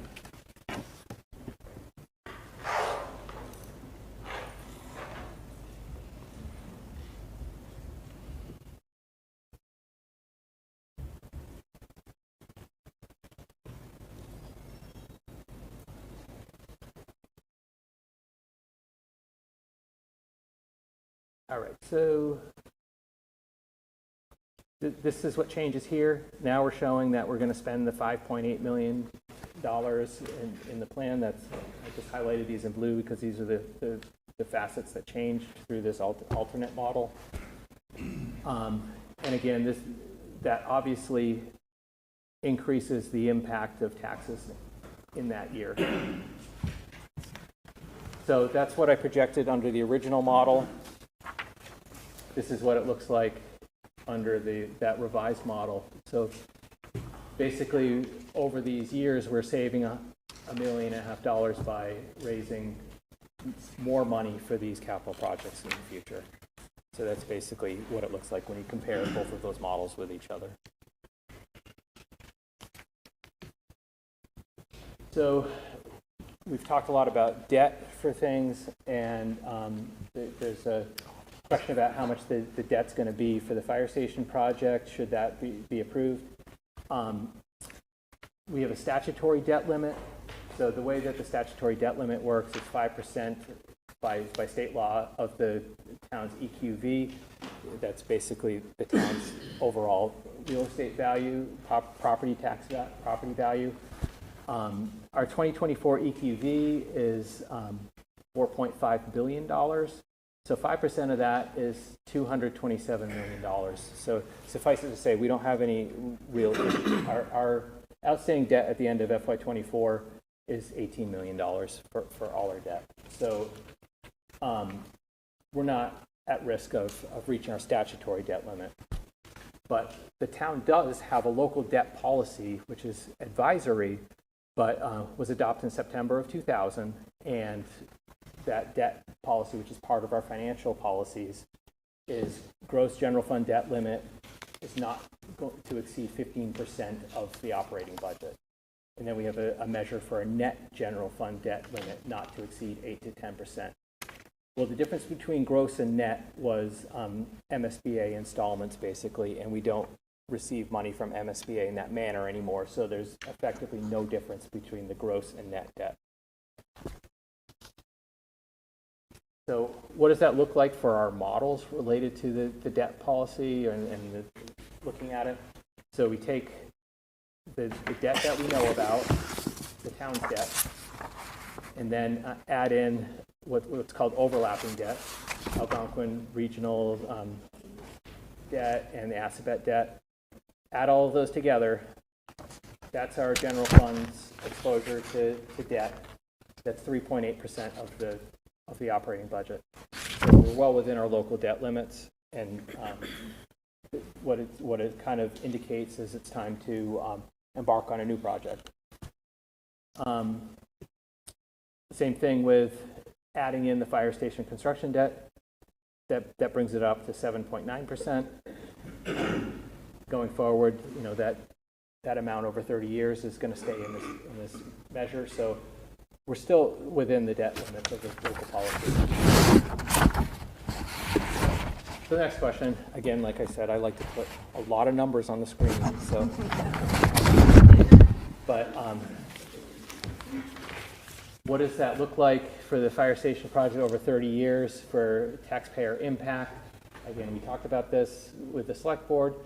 The impact is projected here. If we borrow the money in FY25, which is likely we would have to if we borrowed $42 million at 4.25% for 30 years. The first year would be $472. That would be the impact on the average single-family taxpayer. If we did it over 20 years, I mean, again, that's a policy decision to be made.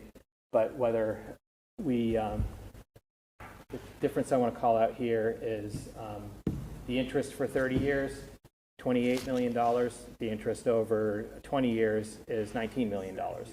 So it's a policy decision whether we would raise another $102 on everybody a year in order to save $9 million over 30 years. And again, the individual impact is here, but that's over the life of the debt. And those impacts are factored into the projected increases that you Yes. showed previously? Yeah, at 30 years. This table here is factored into the projections. So you have to change the policy in order to go from the 30 to the 20? Or is there's no policy to determine if we go for the 30 or the 20? Well, I haven't run the numbers to see the debt policy is advisory. Again, like I said, there's no difference between whether we would be using the net debt or the gross debt measure because there's no MSBA installments, so it's kind of a meaningless distinction between the two. So it's advisory. That was adopted in 2000. Would we have to change it? Probably. I would recommend changing it if we're contemplating going beyond the debt policy. I mean, I think. But Kelly, to your question, whether it's a change in policy to choose 20 years or 30 years of financing is a decision to make, not a change in policy. It's just one.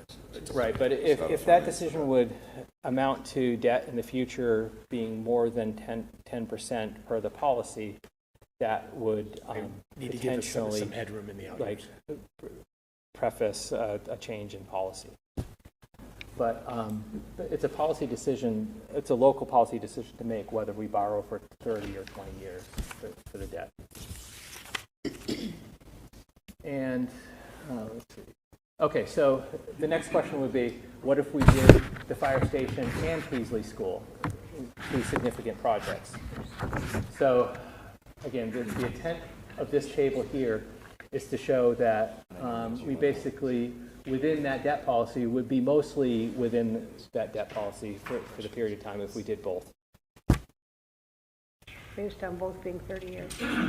On 30 years, 4.25% as the interest rate. And again, one note about this debt, that's the best estimate we have right now. If it's approved and we go forward and it gets, we need to borrow for this, we'll be seeking advice from our financial advisor who takes this to the bond market, and they'll tell us when the best time is to market our bonds. And chances are they gave us a conservatively high number when they told us 4.25 was the best number to use. So hopefully, you know, we can cross our fingers and hope we get a lower interest rate when it comes time to borrow for the money. And does it affect the interest rate percentage, the number of capital projects that are coming forward? So say there were 3. Does that affect the percentage that we would be given? Would it be higher because we'd be more of a risk, or would it be lower because we were giving them more money? Well, if we didn't borrow enough, that would be more of a risk because we're not entering the market frequently. So we'll have to be rated by a credit rating agency. That's another reason why I didn't say it. I wish I did. But it's important for us to maintain our level of reserves so that we can achieve a good credit rating. We basically have a AA1 rating from Moody's. Likely that will be upheld based on our demographics and everything. But it was an upgrade in 2016, and that is important. But does it affect that by adding the number of new projects within a 5-year span? Or No, they're happy to lend money to stable Massachusetts communities. I mean, that's why we're able to take advantage of lower interest rates than basically mortgage rates and things like that, because we're legally required to pay our debt once we've approved it. So institutional investors look at it as a very safe investment, and that's why when they're competitively bid by the financial advisors, when they put it into an auction system, and they're bid on, they're bidding down low rates for us. And is it smarter to then go to the 20 years so we're spending less money in interest? Because after a while, you're spending so much money in interest to put it out. Right, and so that in itself could be a saving. So again, it's a policy decision whether it's worth raising another $102 a year on the taxpayer in order to save the interest costs over a longer period of time. I think we would acknowledge these are pretty significant increases each year in the tax rate, so I think that could be felt by a lot of people, that $102 could really make a difference. That's only one piece, and those numbers don't include what's really coming forward and being asked for this next season. No. It's about half, right? The firehouse project is about half of the increase, right? Okay, so all of the projections we've made, we've included this debt being included in the projections, if that answers the question. remember, related to the debt question in 20 versus 30 years, I remember, and I don't remember what you said for the number, if we got a better rate than the 4.25 they're projecting, I think you had said something about a certain percentage drop, a certain rate of the drop would result in a savings of X. Do you remember what that Well, it would be a year over year and then a lifetime of the term, but Yeah, I mean, the you difference can see that between from, 4.25 and 3.75 is. I mean, the taxpayer would save over 30 years about $1,000, if it were 20 years rather than. So this is being percentage projected rate. at 4.25. Let's say by the time we actually issue the bonds, we're able to get 3.25. Do you know about how much that would save? Oh, you're stumping me, Mitch. Yeah, okay. I put that in No, my memo to the board. What I'm trying to get to I is... don't remember what that is. Yeah, you said it, and I've forgotten to. What I remember, my thinking is that once we get to the point of being ready to issue the debt, we're going to go to town meeting and we're going to say, we're projecting this to cost about X per year for average single-family home residents. If the rate has dropped, conceivably, the impact will definitely be less, yes. Yeah. Conceivably, we might then be able to make a decision of, hey, we committed to, an average of $350 per year over the term of the bond. If we can get that over a 20-year bond because of a lower rate, maybe then we make a decision, you know what, instead of saving a little bit of money, let's commit to the same so we're not paying the interest. And then the people in 10 or 15 years, in 20 years certainly, will be very appreciative of that if we can do it. Right. So it's just, and the financial advisors will give us some guidance as to what the rates look like when we're ready to issue this debt in a year or two.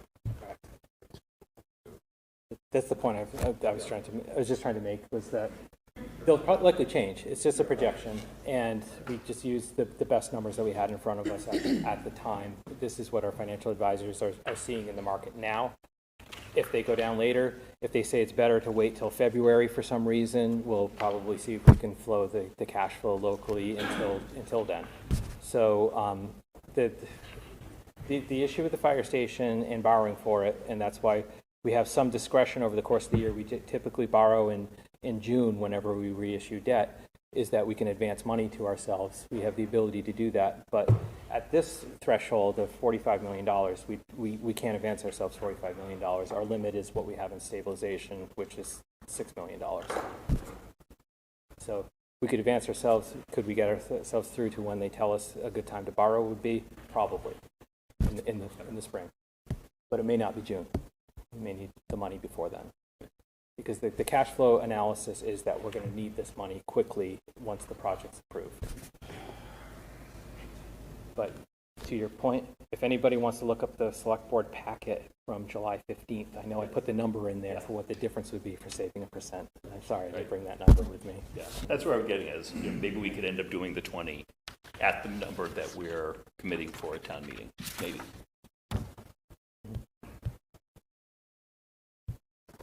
And let's see. So you've talked about the fire station in Peasley, but in the projections, we haven't mentioned town hall. So how many years out do you think that will be? I don't know. After Melican.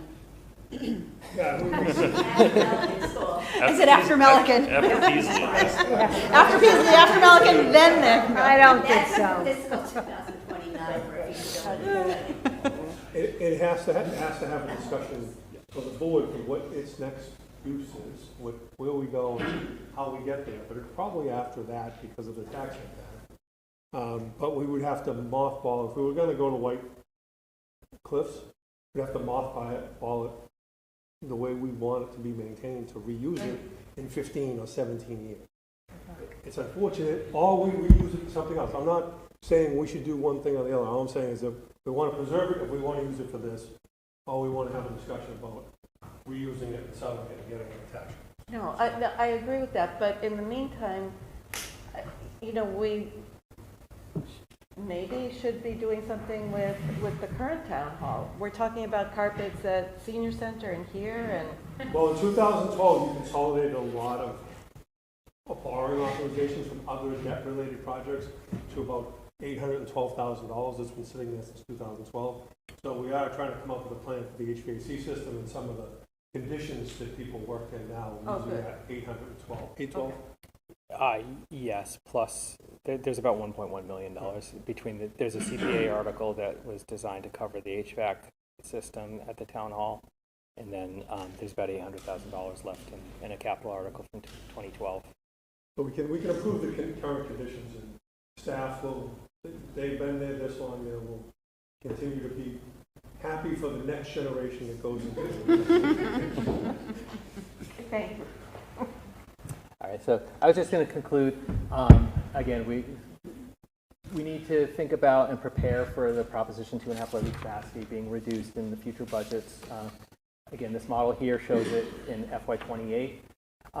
So we also need to continue to invest in the CIP and other OPEB and pension, and evaluate the options for funding these things with Proposition 2.5 exclusions.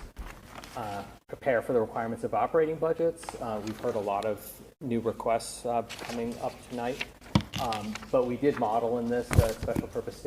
An example of preparing would be the special purpose stabilization for the SAFER grant to provide for the 8 firefighters that would be the town's responsibility in 2028. We need to maintain compliance with our financial policies. And then again, the only point I want to make is that there's a lot of policy decisions that will need to be made for these numbers to become final in the end. And that concludes what I have for our presentation. Thank you, Jason.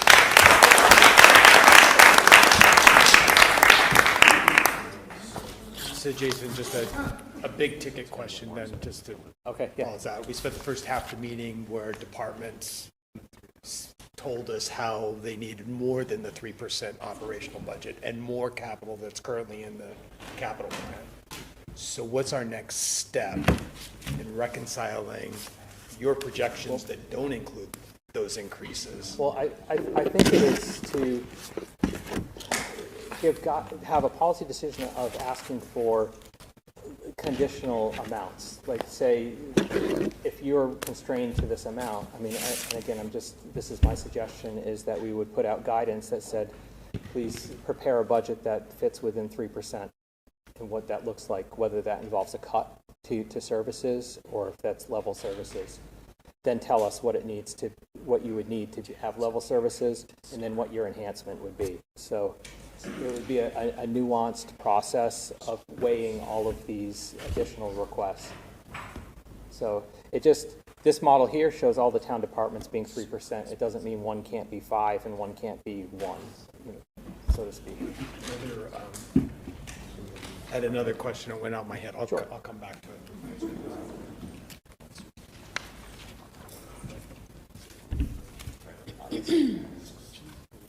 This is probably, I think you could probably help me out with this one.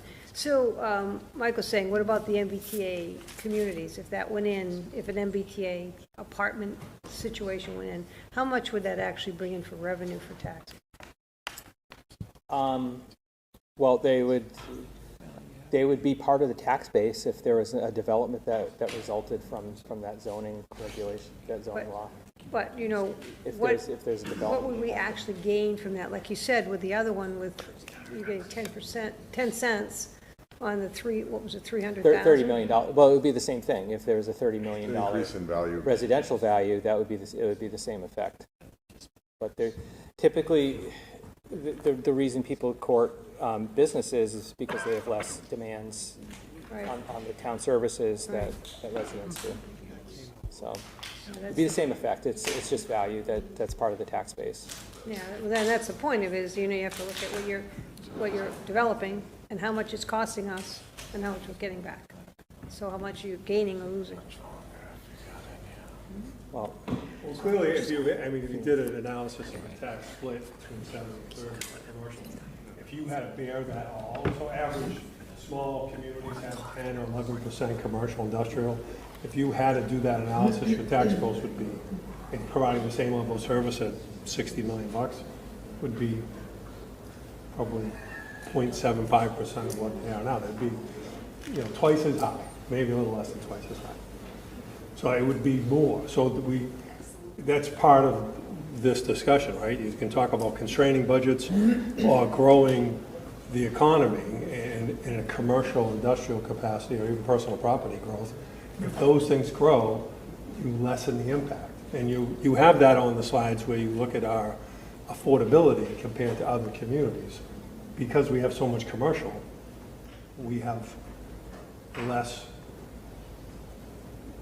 I don't know, a lower tax bill for the single-family tax bill relative, because you have that commercial base. So we need a strategy around continuing to maintain it or grow it, because if you lost $30 million worth of value of commercial, you still get to collect that tax. You're just going to collect it from a single-family household.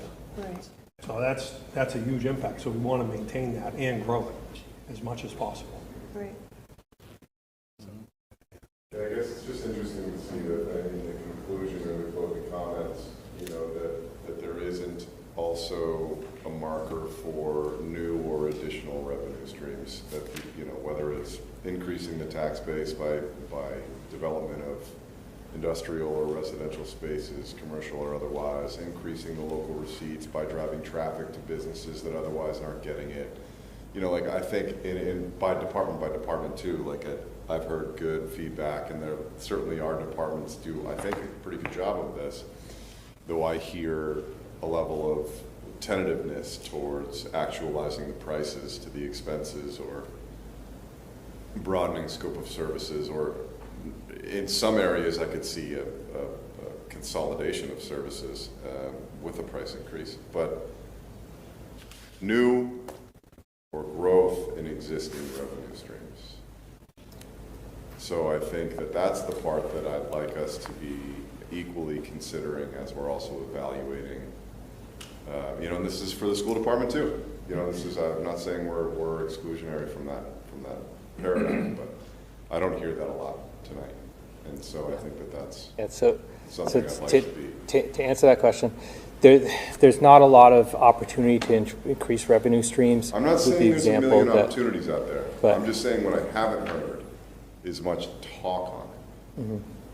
So again, I understand the constraints. I understand that the market is not what the private sector goes out and applies itself to.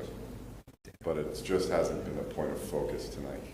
Right. So again, one thing I forgot to mention, which is a good point, is that back when there were some local options that were offered for additional revenue, being meals and rooms tax, that's part of our local receipts. But we passed those initiatives. We increased our meals tax by 0.75%. So all of the surrounding towns have also adopted that feature as well. So we collect about $480,000 a year as a result of that, and that local option was passed with the understanding that it was going to be used to fund the OPEB contribution every year. So that new revenue was tied to an actual spending thing. So we do think about those things. The Municipal Empowerment Act, which is being considered, has more local options in it. Unfortunately, there are more things like local option taxes that are out there. That hasn't passed yet, but we would obviously evaluate them and look at them if there's legislative ability to raise more revenue. There's policy influence there too. As you made, there's a lot of policy decisions to be made. Some of those policy decisions will need to be considerate of revenue. A piece of what Laurie Connors would have presented, and she will make her tape for this, for her goals, and I think it's some goals of other boards and committees relative to an economic development coordinator. I think that's a piece they'll draw. But before we do that, we need to have an agreed upon set of values for economic development, because there's consternation on traffic of warehouses, no warehouse. We need to coalesce around something first, and then. But I don't know. I don't know that that's the final starting point. But I hear what you're saying. But it's one of the things that we constantly weigh hear. The two together. I'm going to have an increase in expenses. Yep. I'd like that to not increase exponentially without some type of long-term offset. If I'm looking at what the baked-in expenses now with inflation have been over the last 2 years, I'm really excited to see it come down. Those prices are baked in, those expenses aren't coming down. Somewhere there has to be a margin differential. That's all I know, but it's about the community deciding what its strategy is for economic development. yes, yes, but. Well, we heard what town meeting thought about it. Yeah, I was gonna say, we heard plenty about that. They don't want it. But the board needs to be. Well, again, to have a discussion that's meaningful, to get to a point where we can all coalesce around it, is just like this, right? It's just, we need to make a decision about the direction, and then go in that If we direction. go out to our constituents and say, good luck, it's all level services for the next 5 years. It could be that, right? It could just be level services for 5 years. I hope not. Yeah. Yeah, that actually leads into a point that I wanted to make sure that I made.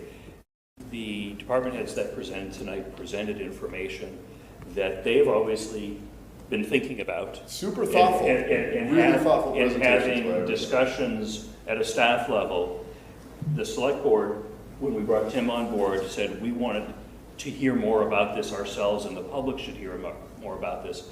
And this is the first time that many of these discussions have taken place, that the Certainly in an open setting. unmet needs within the town are now more public and are now ready to be discussed. And that makes all of our jobs as volunteers harder, but this is what we signed up to do. We've got to figure that out. And that's on the select board and the school committee and appropriations and financial planning to work together and figure this stuff out. So I want to thank the department heads for coming up, and I know it wasn't easy for some of you to be as open and honest with some of the things that hadn't been discussed openly previously, and I really appreciate it. I think it's super helpful to the town to know what the actual issues are so we can solve them publicly together. And I want to thank the volunteers that are here, that and the few people that aren't from some of the committees here, for being open to listen and start the process. And there are a lot of discussions that need to take place and a lot of difficult decisions that need to take place. I don't think anyone is thinking, oh, every single one of those suggestions that and requests the department heads are making, as valid as they are, we're going to do them as soon as we can.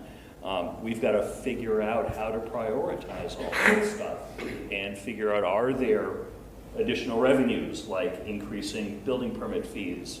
Are there opportunities for, improving, once the revenues come up in recreation, of having that self-funded again, and offsetting some of these issues. But we're not a revenue generating enterprise. But you're not a profit generating. We're not a profit generating enterprise. But this is a really, really good, and I particularly want to thank Tim for putting this together and having this new iteration of financial trend discussions start tonight. I mean, this is a really big deal. From a business model standpoint, we gave you the list, the cheat sheet of the things we try to do. They're small in comparison to $80 million. But just know that the reason why you have a bond rating of AA1 is because Jason was here long before me. And you had good financial policies, good practices, good reserves. So you're going to save money when you borrow money. You're going to pay less in interest because of all the things like this that you're doing, because you're paying attention to the public and to the dollar, to the tax dollar. So I don't have a crescendo here, but I'll take more questions. But we're still going to go through all the processes we go through, right? Last year we were abbreviated time period. We added a couple police officers. We created a new department. We did that all in a compressed time frame. We're not looking to do that again, but we want to go back to financial planning, back to appropriations earlier, set direction out to the staff on what we can do based on the guidance that you five give us to say 2%, 5%, 6%, 7 here, 2 there, whatever it is, whatever the message is, I want to get it back and execute it. So that's kind of what I want us all in the room, so all know what we're doing and hearing it for the first time. I'd like to understand the process better now. We're going to have a special town meeting. when would you need recommendations from financial planning and appropriations to meet the needs of the Board of Selectmen, since we make a report to them? I expect the board to close the warrant on the 12th. They'll have a draft warrant article. I think there'll be 2 articles. Just so you know, that one of them is obviously the fire station. The other one, if the board agrees, will be to, when we settled the sewer thing with the city of Marlboro, we were going through that process. We weren't creating a budget as if we had to do settlement with them. True-up costs at the end of the year for our flows. So we created our budget as if we were still in litigation. We settled, and now we need to adjust that budget. So that's the second warrant article. I probably didn't do that any justice. So the date that we need to meet and collaborate with. Get a report. Yes, to get a report, yeah. Is Yeah, the language, and I said this to John today, the language is prescriptive by state law and by the bond council for what the article is. But we're going to have to make a recommendation of where we think we're going and what we can handle. And then the Board of Selectmen will decide whether or not they agree with it or not. But we do need Yeah, to make well, a I recommendation. think exactly what Jason presented to you tonight is exactly what you'll see at your meeting next week. And if you want more, we can get more too, but I think that's, it'll be condensed. But we'll need a chance to talk. Yeah, definitely. I want to clap for Jason's presentation. Thank you. Thank you. Appreciate it. I also want to say. Anything else you want to close with? Oh, yeah, I want to echo what Mitch said. This is the first time we've ever had everybody together. One of the things our board wanted to do, and we wanted to start to be inclusive, having everybody looking at a bigger picture and not just a small area. And I think that's the best way to handle it with all the new things that have come about, the new people that are here, the new board as it's changed, and helping to let the public get a better understanding themselves. Because they're the ones who ultimately make those decisions. And they don't usually have much information to make them with. So if we can do nothing else, the more we give them, to let them make a concerted effort to understand is the best we can do. So, and I think you guys did a great job. Good job doing it. Poor Angie. You have to find a lunch all week.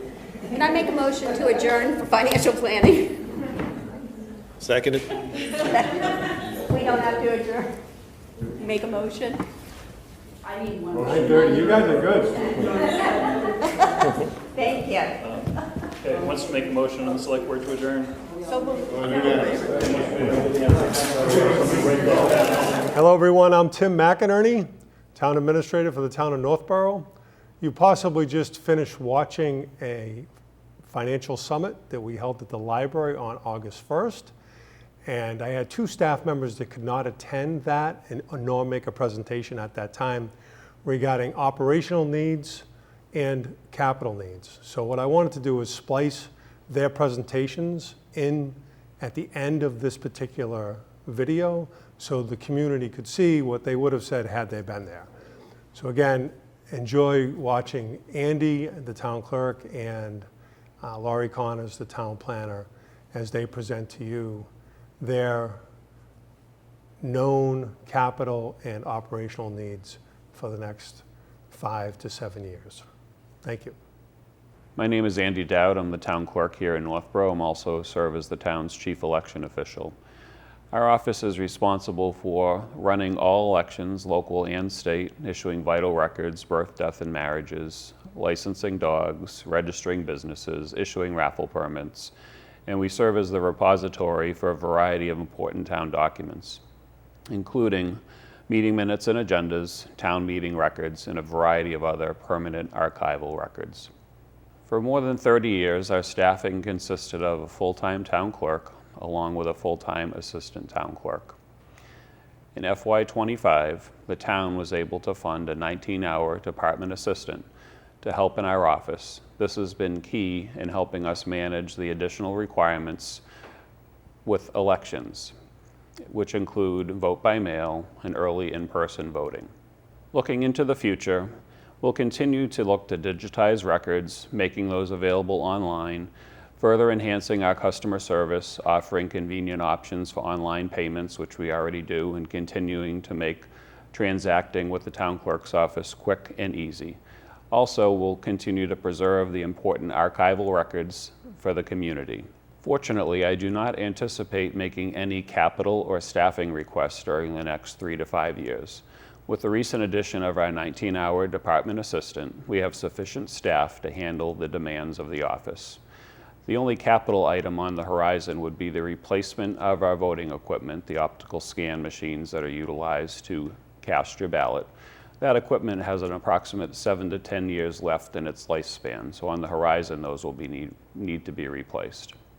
We are fortunate that we received many grant opportunities which allows us to purchase other equipment associated especially with elections, such as the iPads we use now to check in voters, the ballot drop box where voters are able to deposit their vote by mail ballots. These grants help the town avoid the additional cost associated with elections. In addition, we receive significant reimbursement from the state for all early voting costs, so that money goes back into the town's general fund. Thank you for this opportunity to discuss a bit about our department and what we do for the community, and also define what we need for the future as far as staffing and capital costs. It's important for residents to know the town clerk's office often serves as the central information point for residents, and they should feel free to contact us at any time, and we're happy to try to answer their questions. In addition, we post a wide variety of information on the town's website, send items out via the town news subscription feature on the website, and we also have a very active social media presence. We look forward to helping you in the future. Thank you very much. Hello, my name is Laurie Connors, and I am the Planning Director for the town of Northborough. I unfortunately missed the Financial Summit, but I am here to present the Planning Department's long-range capital plan for the period of time that begins FY26 and extends through FY30. The Planning Department consists of 4 staff, both full-time and part-time staff. There is myself, of course, the Planning Director, as well as a full-time conservation agent and a full-time planning clerk. And then we also have a part-time minutes clerk who also assists the Conservation Commission. A little bit of information about what the Planning Department does. We provide technical guidance and support to a variety of boards and committees that together manage the town's growth, promote high-quality development throughout the town. We oversee short and long-term planning efforts, and we pursue a variety of actions, including permitting, enforcement activities, development of bylaws and associated regulations, grant writing and administration. So combined, these accomplish a variety of land use, housing, economic development, and conservation goals. So the Planning Director, the Conservation Agent, and our administrative staff support the Planning Board, the Zoning Board of Appeals, the Conservation Commission, the Design Review Committee, the Master Plan Implementation Committee, the Community Preservation Committee, the Open Space Committee, Trails Committee, and other ad hoc committees as appropriate. So one of the key operational needs that our department may be seeking funding for in FY27 or possibly FY28 is a new position called an Economic Development Coordinator. The salary range will be between $80,000 and $95,000, plus benefits, of course. So we are hoping to fund this position using municipal funds, so that would be an increase to the Planning Department budget. And the educational requirements would be a bachelor's degree at least, also a master's degree is a possibility, as well as a minimum of 3 years of relevant experience. So the purpose of this position would be to proactively market the town of Northborough as being open for business. So the idea would be to strengthen the local economy, coordinate a variety of economic development projects, and actually do business retention and recruitment activities. Right now, we are very reactive. So when somebody is interested in possibly opening a business in the town or is interested in purchasing land for a development proposal, we meet with them and we walk them through the process. But if we were to create this position, that person would actually pursue business. They would go to trade shows and they would aggressively market the town, likely do a marketing campaign and a web page. And then they could also assist us with removing barriers to development that currently exist in town. That would be through rezoning activities.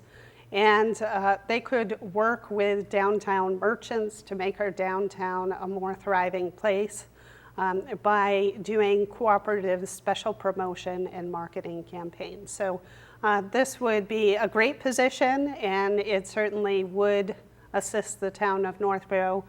The creation of this position was recommended in the 2020 master plan, as well as in the 2024 downtown revitalization plan report. A key capital need that I am interested in pursuing for FY26 is related to a project associated with the White Cliffs Mansion. It would be a demolition and environmental remediation project. The total project cost would be approximately $1,250,000. The bulk of this money would actually come through grants. I am actually interested in submitting a grant to Mass Development that would fund up to $1 million worth of work. And the purpose of the project would be to demolish the poorly constructed additions that were constructed in the 1960s and 1970s. They have been dubbed as the greatest threat to the historic fabric within White Cliffs, largely due to water intrusion, which has resulted in a widespread mold and mildew problem. So the demolition itself would be a significant cost, but then once these additions are demolished, we would need some additional funds to button up the building in a temporary way until the town can decide what they ultimately want to do with it. With the balance of the funds, we could address a number of environmental issues that exist at the property. Once again, I did mention that there are some environmental hazards, mostly having to do with mold and mildew. And then we have some other issues having to do with lead, paint. We have a fuel storage tank in the basement. So we had received a comprehensive plan that described the various hazards in the building and gave us some estimates for the costs of those projects. These are detailed in a report that was prepared by Capital Environmental LLC. So that is the project that I am hoping to get some seed money. The grant does require some matching funds. So I am interested in seeking $250,000, most likely in CPA funds for historic work. The next project that I would like to discuss, this is a long-term project, so there would be costs over multiple fiscal years. So this is a downtown streetscape improvement project. It is divided into two separate phases, phases 1 and phases 2. The town the Board of Selectmen did decide to award $250,000 in ARPA funds for design. And the design process should get underway in September of this year. I anticipate that the construction costs will be approximately $2.5 million, and the work will result in annual maintenance costs which will start at $7,500 annually and grow incrementally from that point. So the Phase 1 project involves the design, construction, and maintenance of physical improvements to the public realm in Northborough Center.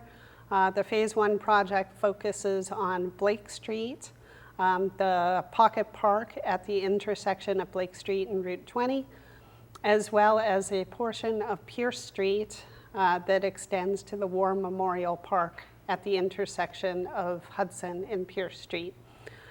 So the project envisions a variety of streetscape improvements, pedestrian improvements to the sidewalk, park improvements, some new plantings, as well as seating, some decorative streetlights, replacement of the existing sidewalk with concrete sidewalk and 6-inch vertical granite curb, reconfiguration of the municipal and privately owned parking lots at the abutting properties on Blake Street, as well as the municipal parking lot associated with the War Memorial Park.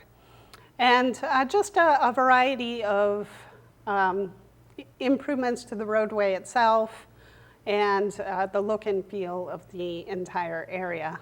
So this Phase 1 project will set the stage for a Phase 2 project that the scope of which is not yet defined.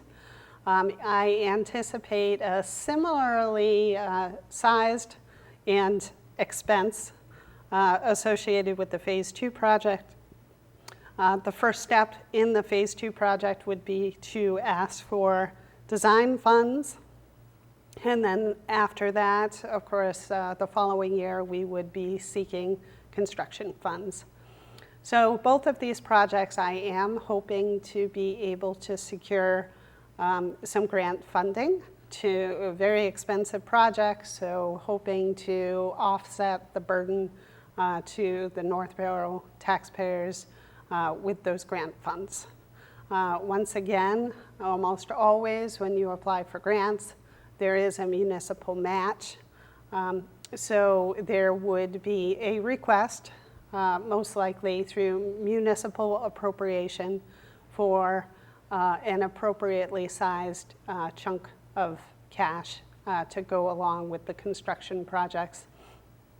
I anticipate the Phase 1 construction project to ask for anywhere from $750,000 to $1 million.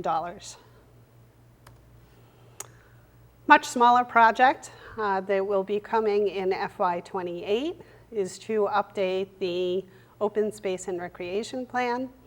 Our last open space and recreation plan update was done in 2020. That plan was finally approved in 2021. It is good for 7 years, so the next one will be expiring in 2028. So the benefit of having an open space and recreation plan is it really gives the town the ability to plan for open space protection as well as the various land uses in town. Think about zoning and our regulations to see if they are adequate to protect our environmental resources. And also, once we have a plan that is approved by the state, it makes us eligible for a host of grants issued by the Department of Conservation Services. And an example of a project that was funded with a grant from this program is the Town Common. So it's definitely something we want to keep up with. I anticipate that cost will be approximately $40,000. And then the final project I wanted to discuss is the need to update the 2020 master plan. Master plan is generally recommended to cover a period of time of 10 years. It is a planning document that articulates the community's vision for its future, and it includes a strategic action plan aimed at making that vision a reality. So like I said, the last one was done in 2020. I did put some money in there for inflation. So I anticipate that the update will cost approximately $150,000, and that would be a capital need for FY30. So that's all I have for now, for the planning department. Thank you for your attention.